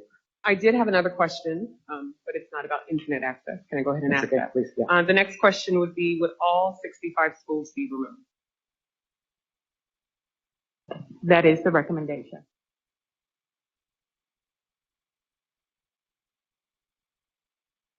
Mr. Morosky? Just to freshen my memory, what was the magic number before that we would go remote? What was that number? I'm forgetting it. That we staff-wise. Sorry, Right. that if we're short Right. staff, it's my There bad. was, for the students, I believe it was 85%, but the staff, we did case by case, because Right. you couldn't do a percentage, because if it affected Yep. certain buildings, then the percentage could have been low, but Mhm. in that particular building, it could have been high, so it was a case by case. And our subfill is lower today than ever. Yes, Since it it's started? 37%. That's what I And thought. typically it's about 60. Right. Okay. Nobody asked for this, but I mean, it's probably enough to get to anybody. I appreciate this recommendation a great deal, and I support it. Again, probably unsurprising to everybody. I wanted to have this on the agenda today. I didn't realize there was going to be such a robust plan already in place. So I appreciate the work that's been done. I have maybe a suggestion after everybody else gets to go, but I'll save that. Other board, I think we'll just work our way down. Mr. Craig, did you have any? Ms. Bolden? I have several. I appreciate that we're also going to be discussing this under the entitlement of safety and executive session, I believe, today as well. So we'll have a little bit more time to contemplate some things and share views. I am happy that the 5-day piece is there rather than the 10-day piece. That should impact the longer term or the intermediate planning for some of this. I am interested to know there's 22 public school districts in Hamilton County. What are the other ones that are contemplating remote?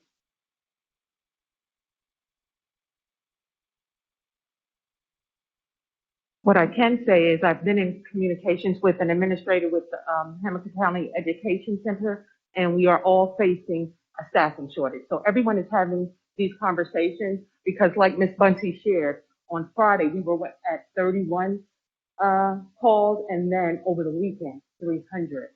So we are all facing staffing shortages and having those conversations. But across the nation, there has been districts that went remote, and in Ohio, so far Cleveland has went remote for the week.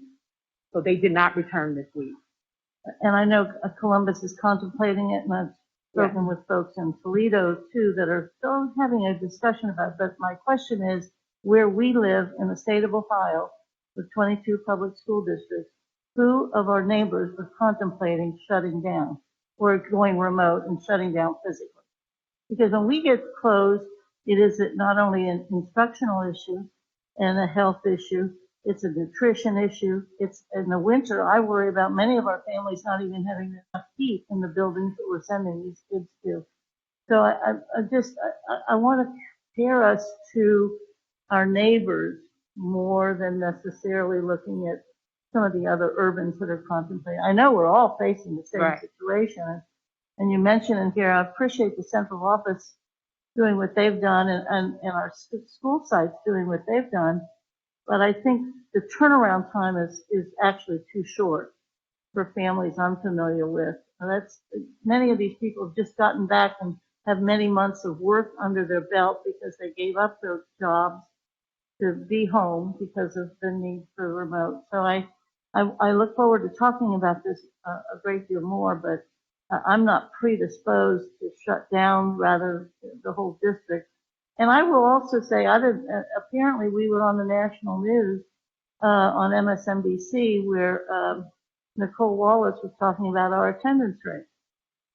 We also have fully vaccinated staff members, and 6,000 of us or whatever. So I'm concerned about that as well. But the only thing I'd ever contemplate right now, and you might be able to convince me, but right now would be extending the Martin Luther King holiday weekend, making some time to spare there. But I'm not, all the work we did, I know the damage that's in the loss of instruction that occurred and also in family income as a result. So I'm anxious to talk much more, but not predisposed to go fully remote district-wide. But appreciate the work.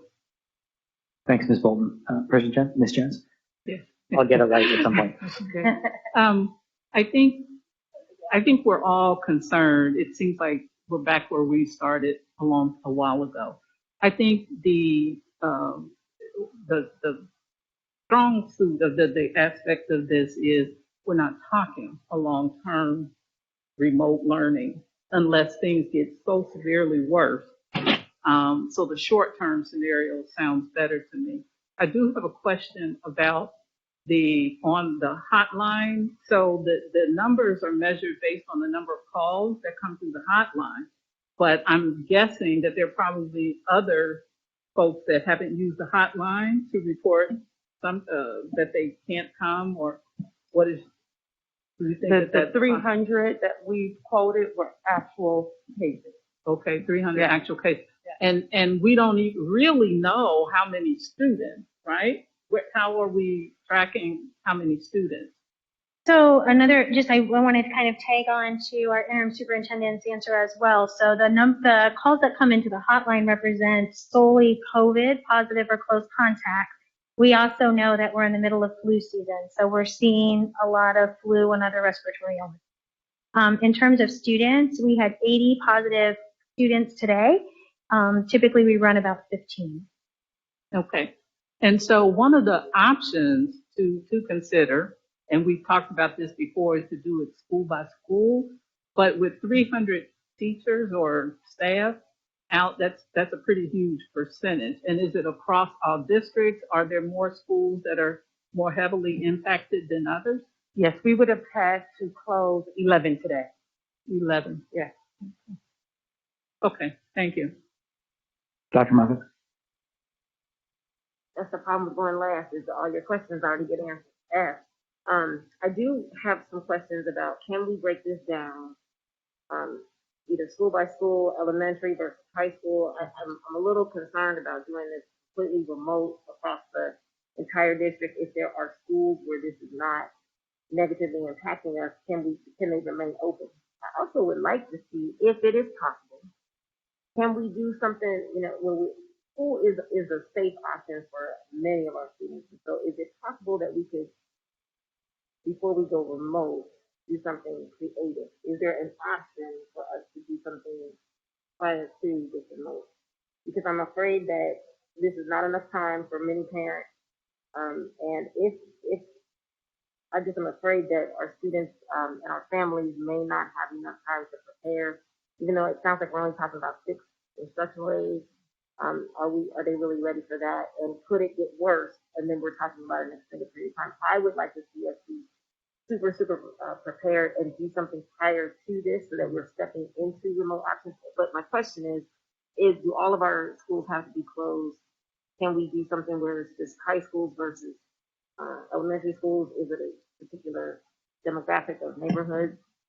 We can, we have a process in place. So today we would have closed 11 schools.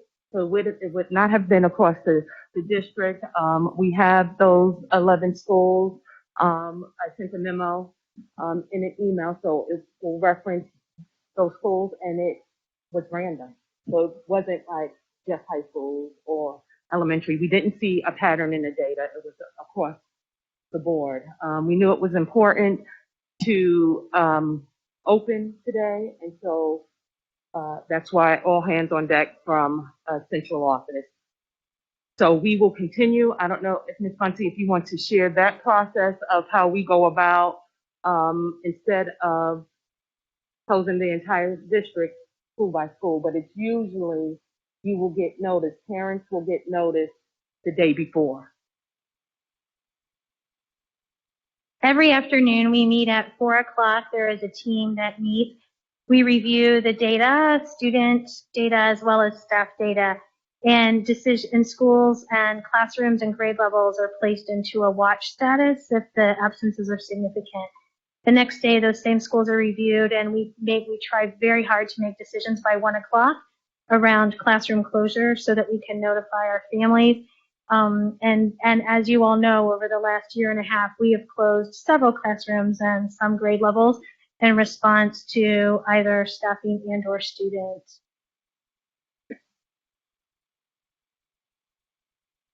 Other questions, Dr. Oliver? I do have another question. I'm interested in what our other districts are doing, but has there been any medical professional evaluation that says, hey, we need to be remote? Has any of our experts at children made this recommendation from a medical standpoint? That I know that the data is suggesting that it's getting worse, but what are our medical professionals?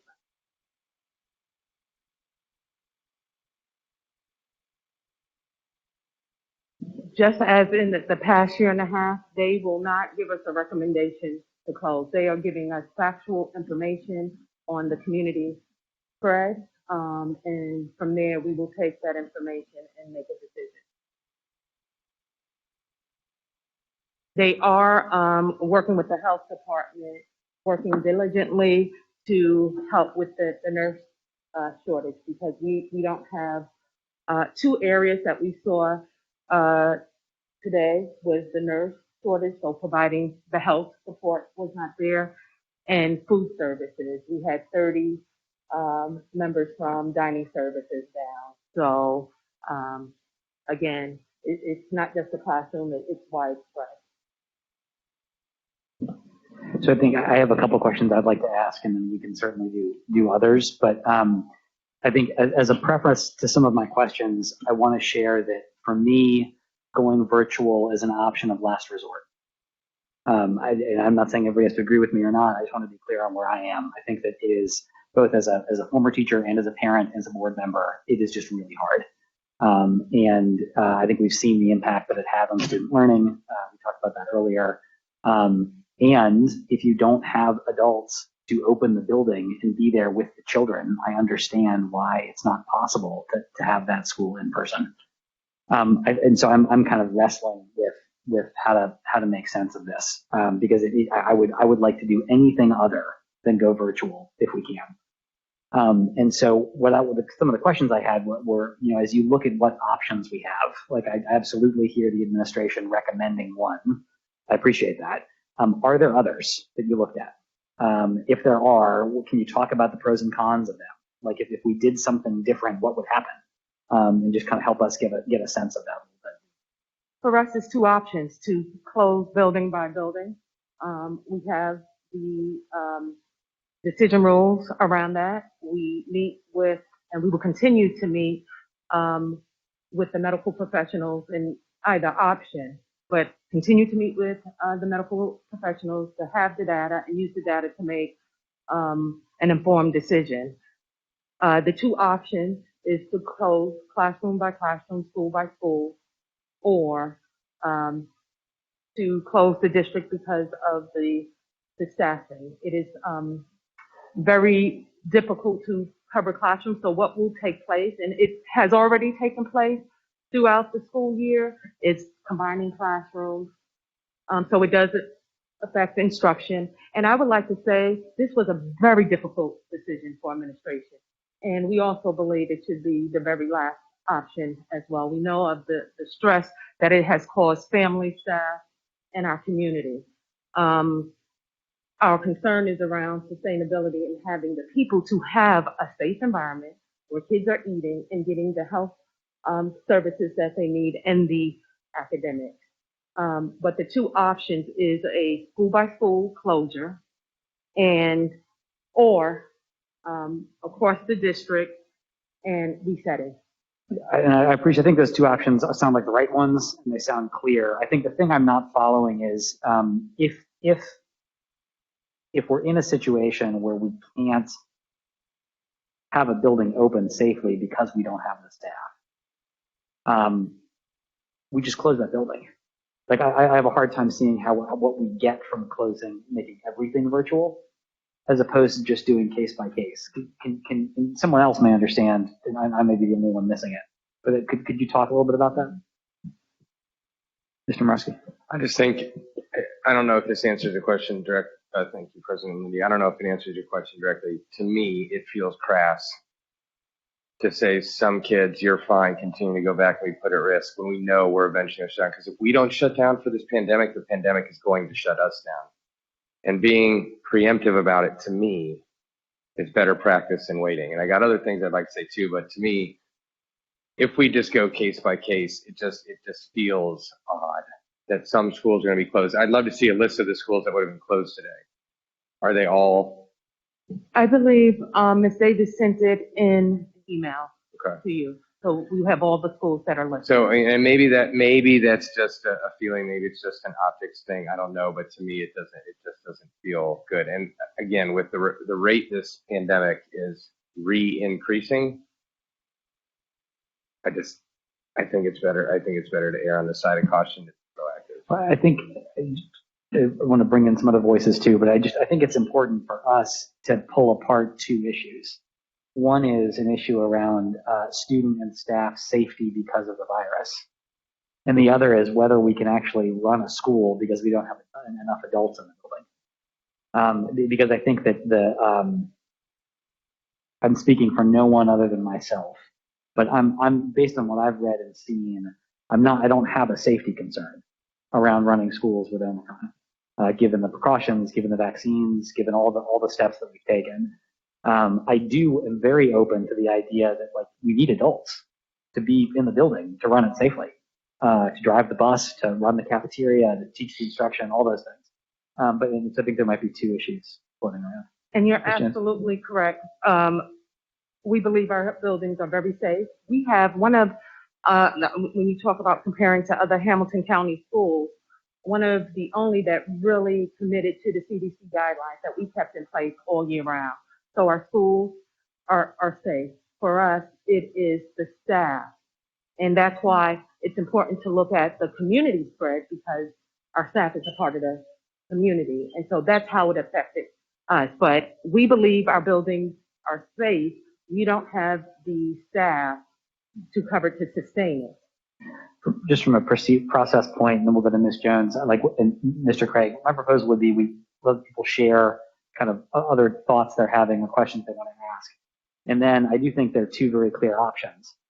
And I don't think we should take a vote yet, but I would just like to hear from each board member, given those options, what are you currently thinking? Are you undecided? And that would at least give us a sense of kind of where are we and what do we need to figure out next. But Ms. Jones? Yeah, I think we're all in agreement that we don't want to close schools. You know, I think where we disagree is, are there creative options? Are there other alternatives? I hear very clearly that it's not about us wanting to close schools, and we recognize some of the pitfalls of that, and that is kids lose learning and that kind of thing. But I can recall when we were dealing with this last year, and it has always been a concern about us not having enough staff for the building for lots of reasons. I mean, and now with the increase in nurses being sick. We don't even have nurses in the building. So I think I was thinking at first that supporting the school by school closing might be the answer, but I think that would be a management and coordination nightmare, given that we're already trying to spread out to cover places, to cover classrooms.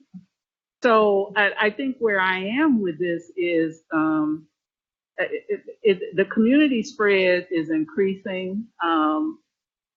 Lord forbid if we can't open January 18th. I don't want to see our kids out any longer than that. So we're really talking about how many days from the 6th to the 18th. We're talking a little 6 days. I would probably support that as opposed to trying to close school by school. I think eventually it's going to hit all schools. That's just the way I feel. So that's kind of where I am. Really.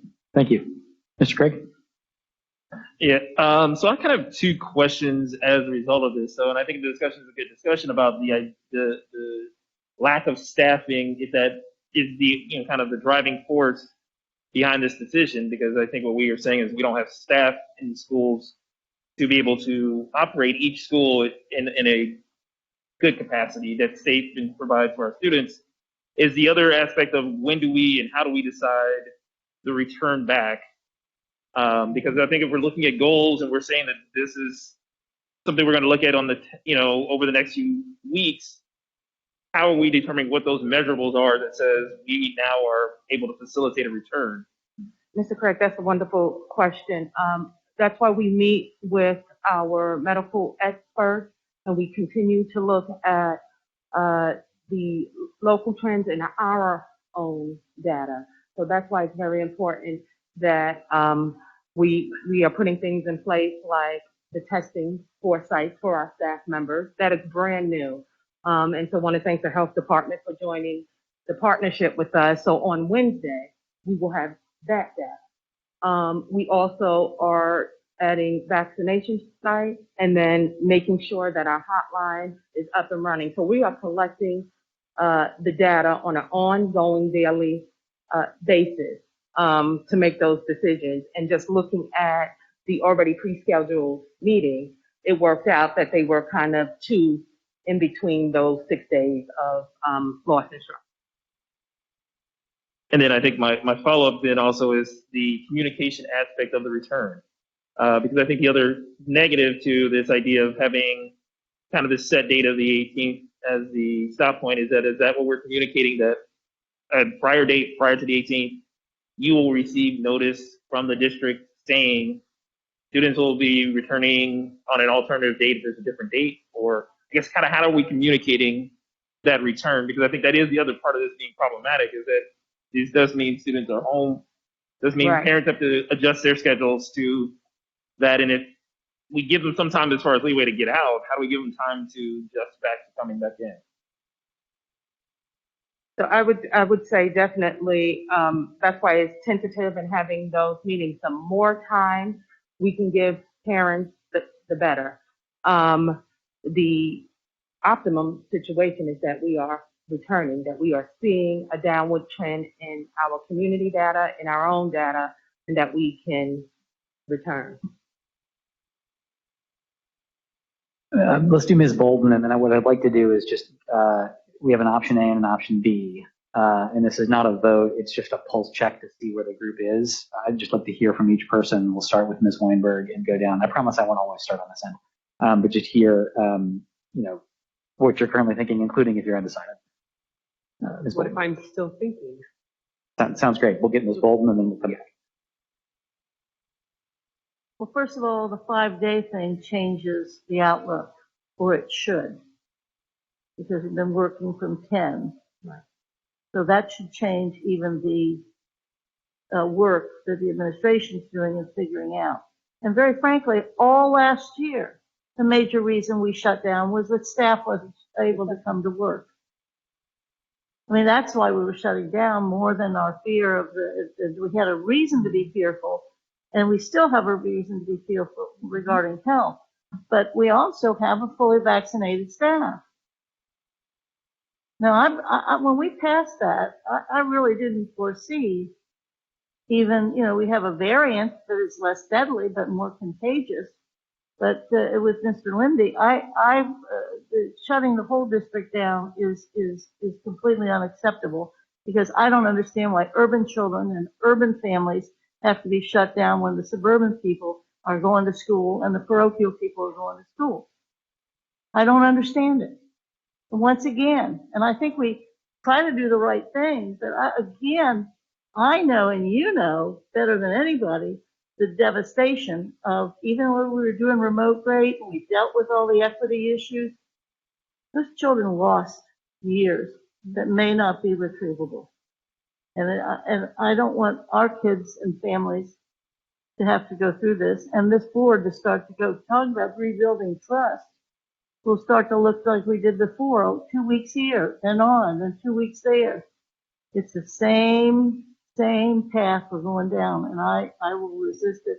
So at the very least, school by school. Second, schools don't think of them as being fully staffed or fully run and every classroom filled. Every school is going to have to make adjustments on lower staff, as whether it's gathering people or doing something else or whatever, but I'm not in favor of a full shutdown and remote for the whole district. And I would suggest that most I'll go to is extending the Martin Luther King. And the 6th is way too soon to start this. People have to make job adjustments. Thank you, Ms. Bolden. And so I think I would like to just get a sense of where everybody is. People are allowed to change their mind. I don't think we're voting on something yet, but I can't tell how much agreement or disagreement there is across the group. Unless, Interim Superintendent, is there anything you want to add before we do that? No, I'm interested in hearing from the board, and administration is capable, able, and willing to implement whatever the board's decision is. Okay. So thank you. Great. So then if we just start, I think at the end with Ms. Weinberg and come down, I think it's okay to say I don't know yet. But I'm trying to just get a sense of where the group is. Can you share what's on your mind? So I know that this is a very tough and obvious, difficult decision to make, whether we obviously do distance remote learning versus closing school by school. I think in both situations it's going to be hard, but if I had to choose one, I would probably go with the school by school case. Great, thank you very much. Ms. Morosky. I do not support the school by school method. I think the hybrid method was a failure last time. I think, we've come a long way with our virtual offerings and the investments we made in the last budget cycle. Again, and I hear you, Ms. Bolden. I do. I would stay. I knew this feels like 2020 all over again. But I'm going to say it anyway. We have a new board, so I guess y'all have to listen to me say this for the next however long, like they did last time. I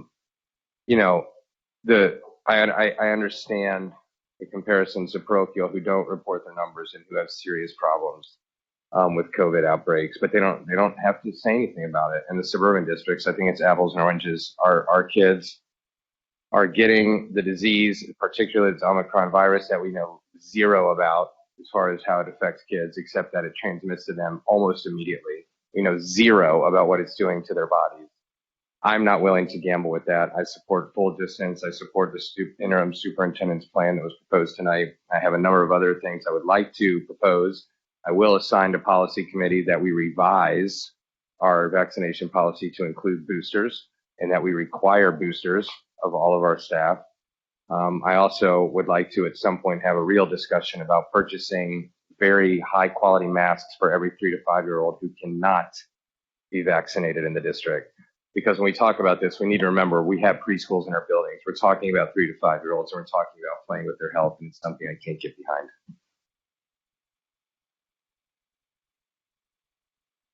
So I think where I lean towards in this situation is kind of the question of how are we measuring this decision? Because I think the difficult part for me is that, I share Mr. Morosky's concerns about how are we providing health and safety within our schools and making sure that every student is well guarded. But I also generally believe that we are, for many of our students, being in school is a better and safer option for them on a regular day. The problem is that if we can't provide that regular safe option, then that's not a viable solution. And so I think if there was more definitives as to what measurables we are going to obtain as far as when the decision to return and the decision to be out, whether we're measuring that on the community spread numbers, whether we're measuring that on staffing numbers. You know, if there's a point where the staff is we're having low reporting of staff absences, that we can return sooner, or potentially, or if their numbers increase, that we'd potentially be longer. I think I would want to know a little bit more of those details to make a definitive answer, because I think right now it's just a little bit difficult, because I think what we're saying right now is that we are on that verge of not having sufficient staff in a number of schools within the district that would be that would result in multiple schools, whether we decided on it or not, being closed down because of the lack of staff. And so I'd want to know a little bit more about the details of how that's going to be communicated, and then also how we're measuring that to determine the return. Thank you, Mr. Craig. Ms. Bolton, I think you shared your perspective, but I want to see if you have anything you want to add. Ms. Jones? I'm really torn by this, but I'm going to say what I say and live with it. I think I love Ms. Bolton's idea, but I don't think it's realistic, because I think if you don't have adequate staff in the building, it's just not a feasible thing to do. So I'm not sure if I fully understand what you mean by extend the Martin Luther King weekend. If she can explain that a little more so that I understand that. When you said extend the Martin Luther King, tell me what you mean.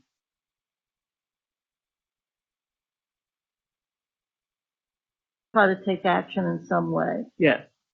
And I think that we have to find a way to make it sustainable, that we can have reduced staff in the buildings and reorganize what's happening on a daily basis in those buildings. And I think you can trust staff to figure that out. The Martin Luther King piece is the idea that that's, as I think the superintendent mentioned, you have that Monday, and I would extend it from that. I would do Monday and Tuesday, and I would do a Thursday, Friday before that. And I think that part of this isn't going to peak until probably sometime in January. So we get to the 10th or we get to the 18th, and the numbers still are bad. And then we've lost January. So I'm just thinking that there would need to be a rest for staff. And I think we'd also see the benefit of the 5-day quarantine piece by that time as well. And I think every school building, and when you have a disaster or you have a flood down at Riverview, you don't necessarily go to another building and do exactly what you were doing. To sustain this, we're going to have to do something different in each of our buildings.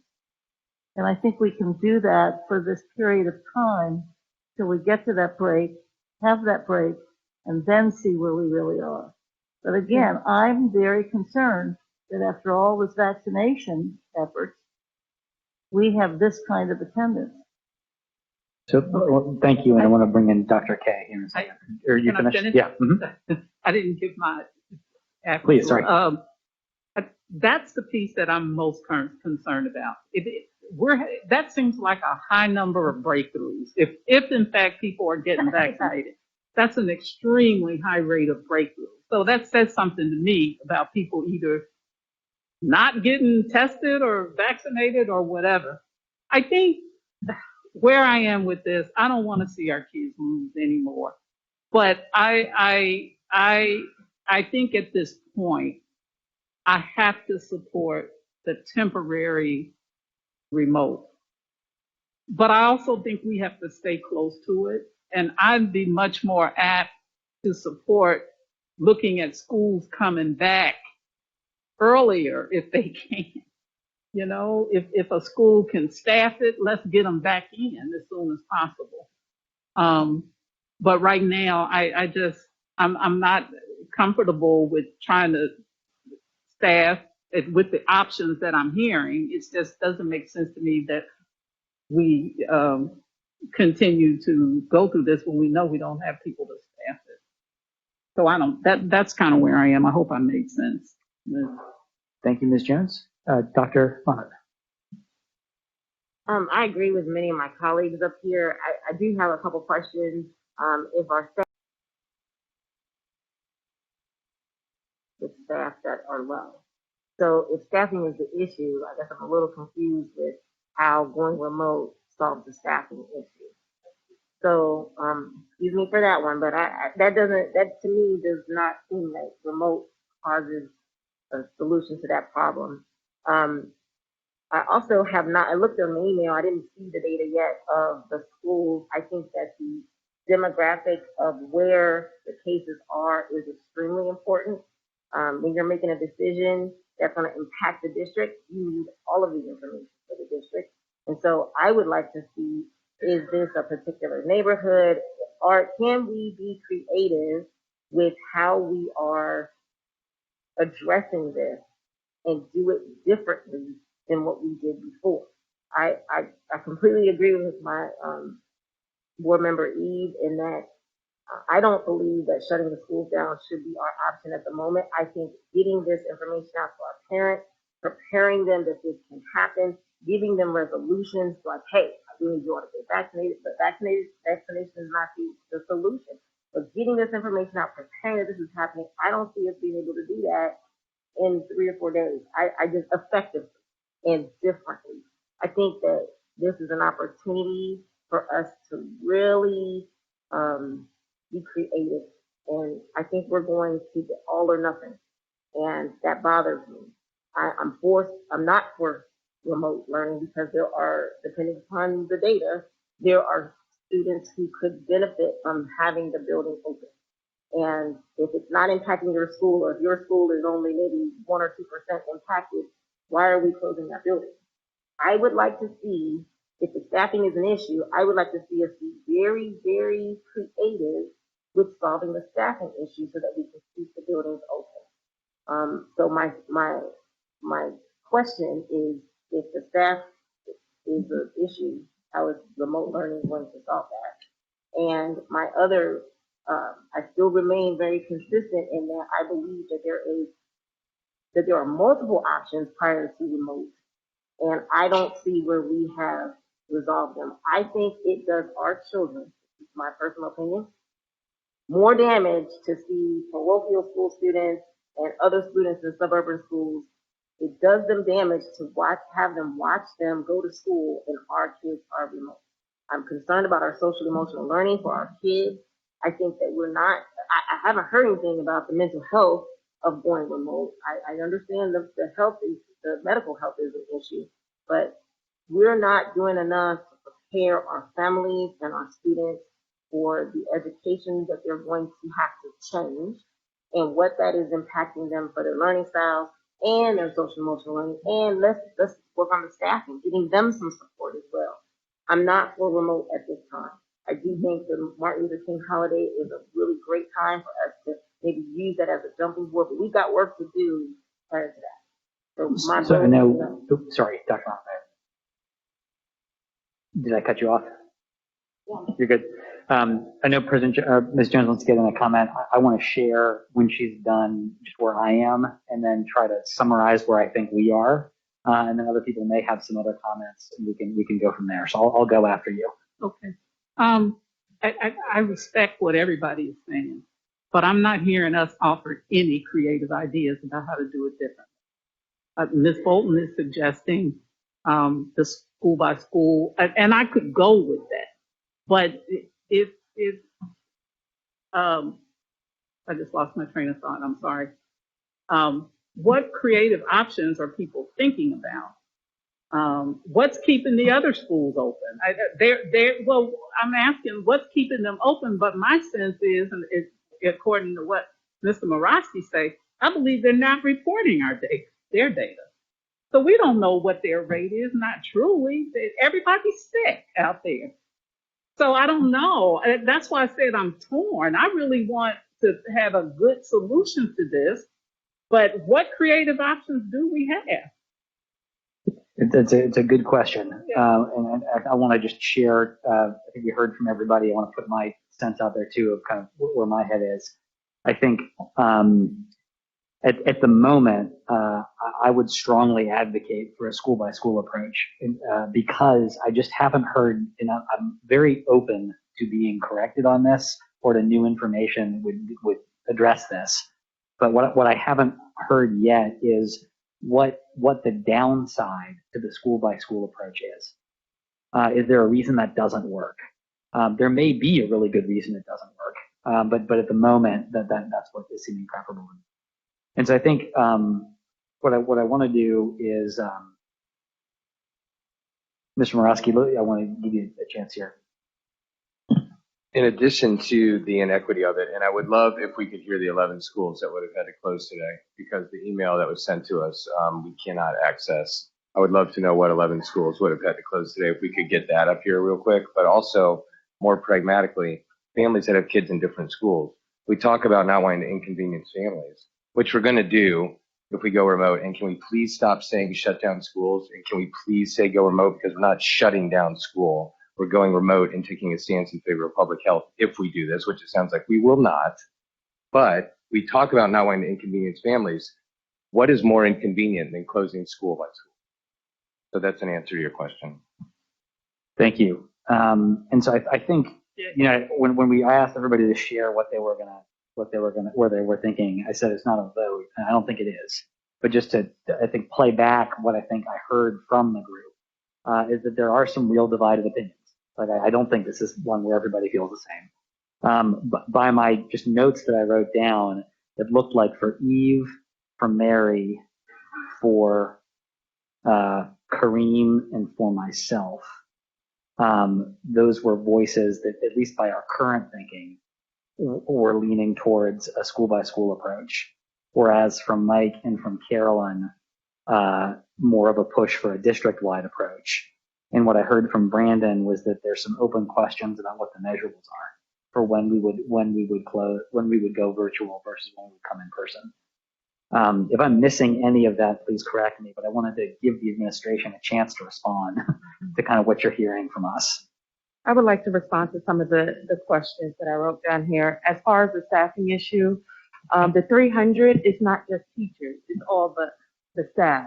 So when we talk about nursing staff, paraprofessionals, it's just the whole operational and classroom would be the concern. So then our long-term sub, which we have a 37% fill rate, can help with just the teachers. But there are other aspects in the building that is hard to fill because of the 300. So I just wanted to clarify that. As far as the remote versus other options, to do anything, again, it goes back to the logistics. So just to share some ideas that we came to the table as far as innovation, it was high school go remote, and then we used elementary buildings. So we had several ideas that affects transportation, so there's the turnaround time and all of the logistics part and pieces of that was one of the reasons why it was removed off the tables of how to get the kids in those places, and even furniture, right? So you have a preschooler in a high school classroom, different size furniture. It's logistics. We will do whatever is decided, but just to kind of give you some context there. For the school by school options, the only downside, the main downside with that is very little parent notification, because it's literally 2:00 and we're telling them the next day that the school is closed. But if we can get our arms around that and get our staff healthy, the quarantine, get everyone has to get more people vaccinated. That's why we proposed that option. But to answer your question, what is the downside? It's really the late notice to families, and really trying to wrap our arms around putting some other things in place, like the testing and the vaccination. And so is there, Ms. Bundy, you look like you have something you wanted to share. I don't want to assume, but. So the schools that had significant numbers of absences today, and I want to say these are the schools where we sent central office individuals to help support. We had many other schools that had upwards of 15 to 20 absences, but were able to cover for the day. AWL, Rothenburg, Hayes, Roll Hill, Silverton, Pleasant Hill, Dater High School, Walnut, SCPA, and Schroeder. So those were the schools that had significant numbers of absences. In some cases, we sent 20 staff members to help support to one school. Thank you. The question for the interim superintendent. This is so helpful, by the way, I think, to hear just what the downside is to the school by school approach. And what I hear you saying is, look, it can be really disruptive to parents to find out on a moment's notice that your kids aren't going to be able to go to school. I think the counter is also super disruptive to find out that they're not going to be able to go in person to school for 2 weeks. And so it feels like we have the issue, as I understand it, is like, which would parents prefer? And that to me feels like a super valid question. And so the idea I wanted to propose to you all is, could we ask parents? Like, it feels like all of this turns on, what do we think is going to deliver a better experience for parents? Because if we don't have the adults to run the school, we can't run the school. So, is there some way where we could delay the decision-making timeline such that we could get a survey question out there and see? And then we're lining up our decisions with what the stakeholders. And this may not be the only issue, but it's the one I heard you bring up. Yes, we can do cost up really quick and get a quick turnaround. Do people have a reaction to that, positive or negative? I have a Ms. negative Bolden and reaction. then Mr. Morosky. That, to your kind of tally that you went through, I think that's sort of where I was, and appreciated where people didn't say the particular thing, had great comments about what they still needed to know, and I thought that was good. But I heard an additional thing, that January 6th is too quick. I think that is what I heard from most people, that talk about notification district-wide, 35,000 children, how many families, that being able to do that in 2 days, I think just exacerbates, again, the issue that so I think that's something to be added to the tally that President Lindy mentioned. Mr. Morosky. I just think it just feels strange to me to ask to put all the onus in the parents' hands for the health ramifications of our students and our faculty and staff, our teachers. I understand the reason for it, and again, it was one of the reasons I brought up. Say this is, what's a reason? A reason is to me to the parents and the family. So I respect the desire to get feedback, but something doesn't feel right to me about asking the parents to make the decision for our teachers and our kids' health. I just don't like it. Thank you, Mr. Morosky. And Mr. Craig. Can I just ask also, what was the reasoning behind the 6th as opposed to the 11th as a start date? So, I think kind of adding to a little bit of what he talked about of extending it, but if we started it maybe that Tuesday. Yeah. It was really the sustainability of 300 out. We had close to 100 today. Are we able to cover those classrooms throughout? So it's truly a staffing issue, not a safety issue, a staffing issue.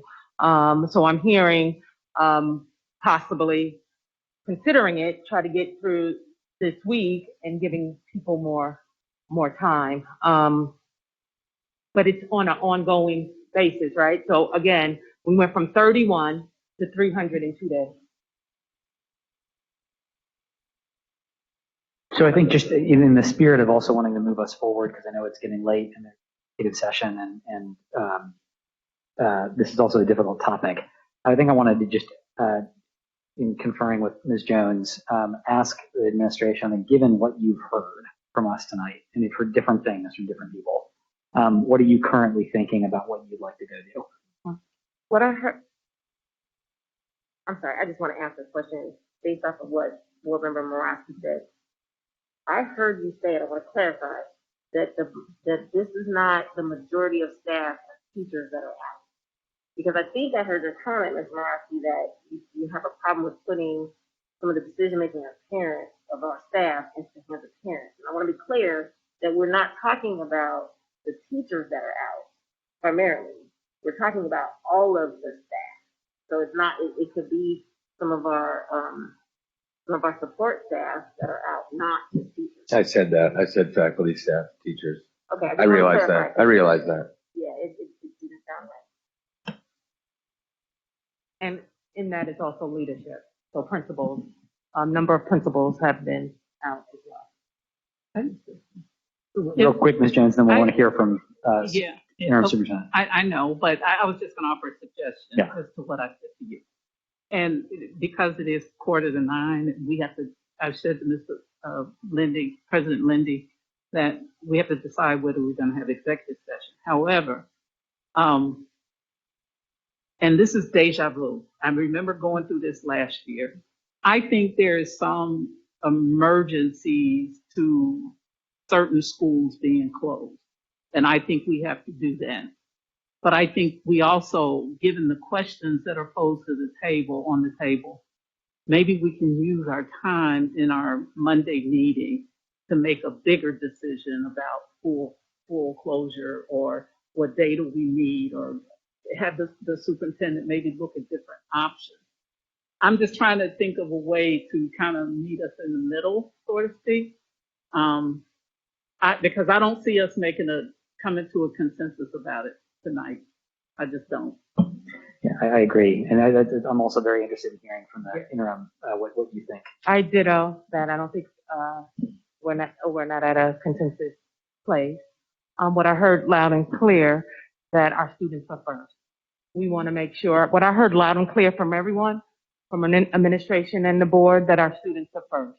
And decision has to be based on what's best for our kids and our families. So we are in agreement there. We want all of our students in school 5 days a week in person. The question is, do we have the staff to do it?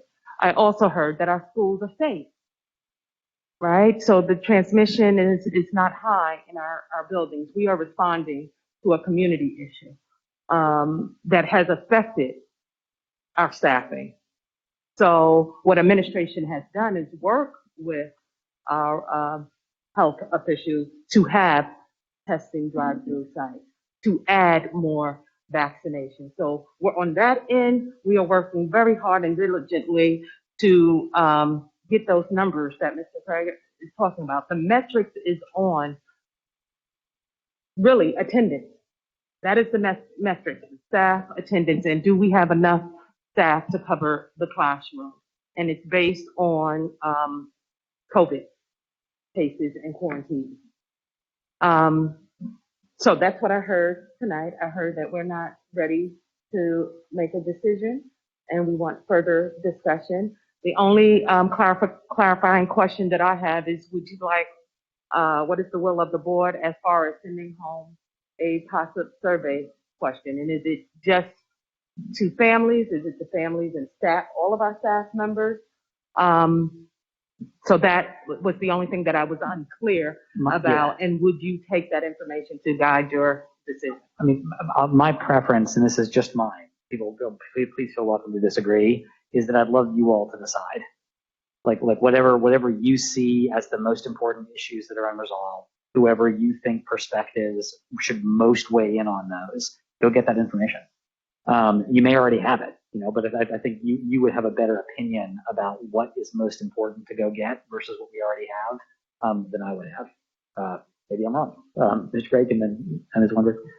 I guess, and again, I think it's important to use the data to tell us whether or not we have staffing in our schools. I think that should more guide our decision in this process as to whether or not we can fully staff a school, as opposed to necessarily whether or not a parent wants to know today or know, well in advance, because I think what we're going to end up with is some results that are going to be mixed in information and not necessarily very fruitful when you don't have, for instance, if you have 6 schools that just can't be staffed, then their decision is going to be made regardless of whether or not we come up with one today or not. And so I think I would probably lean less towards those activities and more towards giving us some specific information that may guide whether or not we will have staffing, whether or not we're seeing particular schools that are higher hit than others, that it's going to be, regardless of what we decide, it's going to be a decision that the district has to make.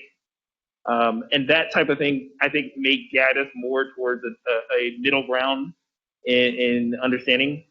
But I'm just a little bit leery of, since the reasoning is not based on this necessarily that we are finding a spread in the school, that it's more on whether or not our staffing levels are up, which again is, I understand Ms. Bolton's concern, and I share that same concern with regards to our staffing numbers being as high as they are of absentee, and whether or not, if that's something that's prevalent for an extended period of time, is there an additional conversation, as Mr. Roski was saying, with regards to having boosters or requiring other methods to ensure that our staffing levels are able to be maintained? Because I think the long-term problem is that we're not at the peak. And if we are talking about 2 weeks from now, we're still having the same conversation again, I would have some concerns of what else is going on within our staffing levels. And so I'm just a little bit leery of, again, turning that conversation over to parents if we're going to be 2 weeks from now saying we have greater problems in staffing than we have today.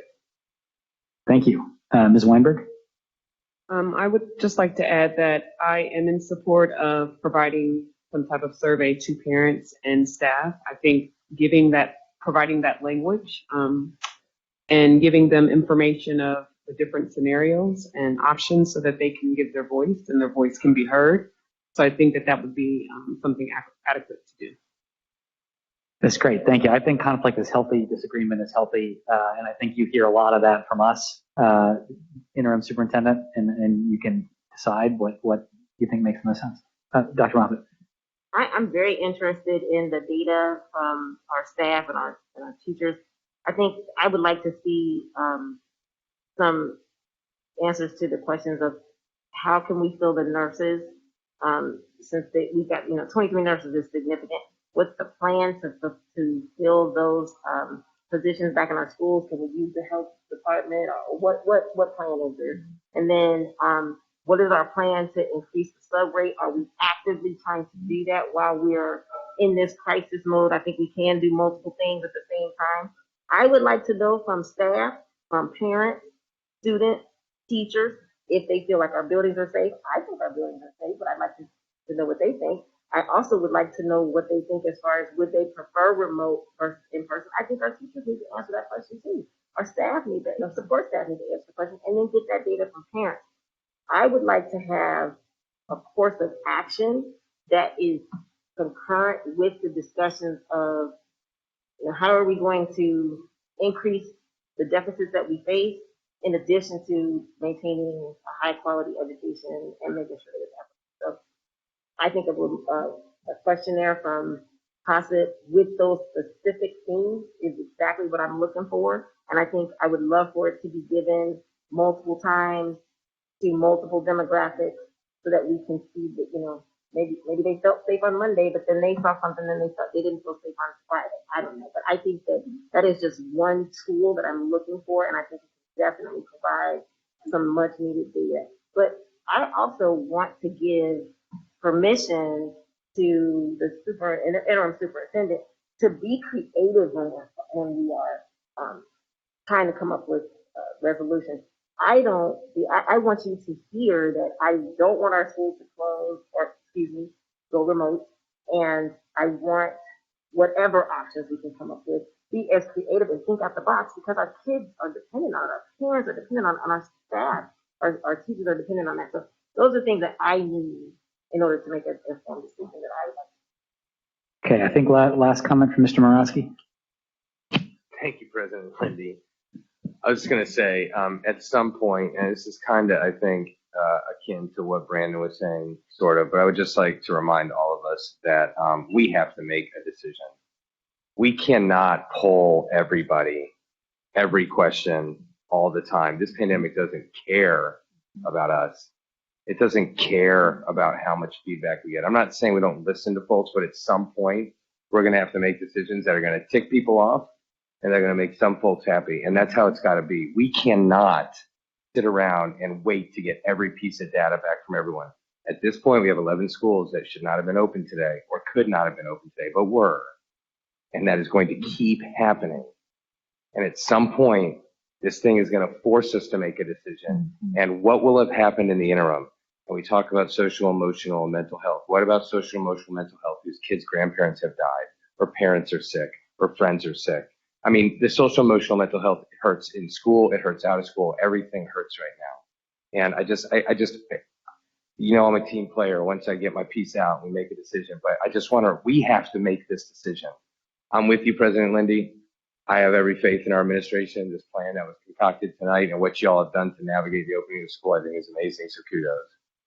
So I'm about that too, but somebody has to make a decision. We cannot keep messing around with this.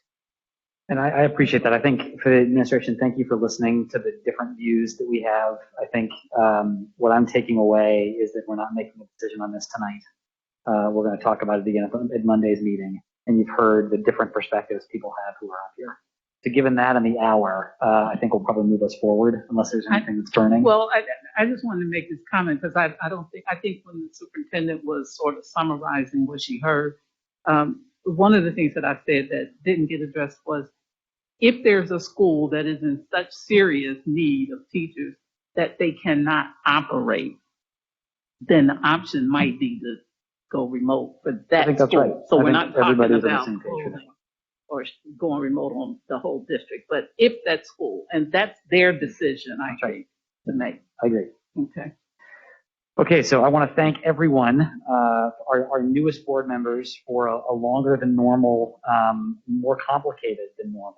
I believe, Mr. Lindy, this is the longest organizational meeting we've ever had.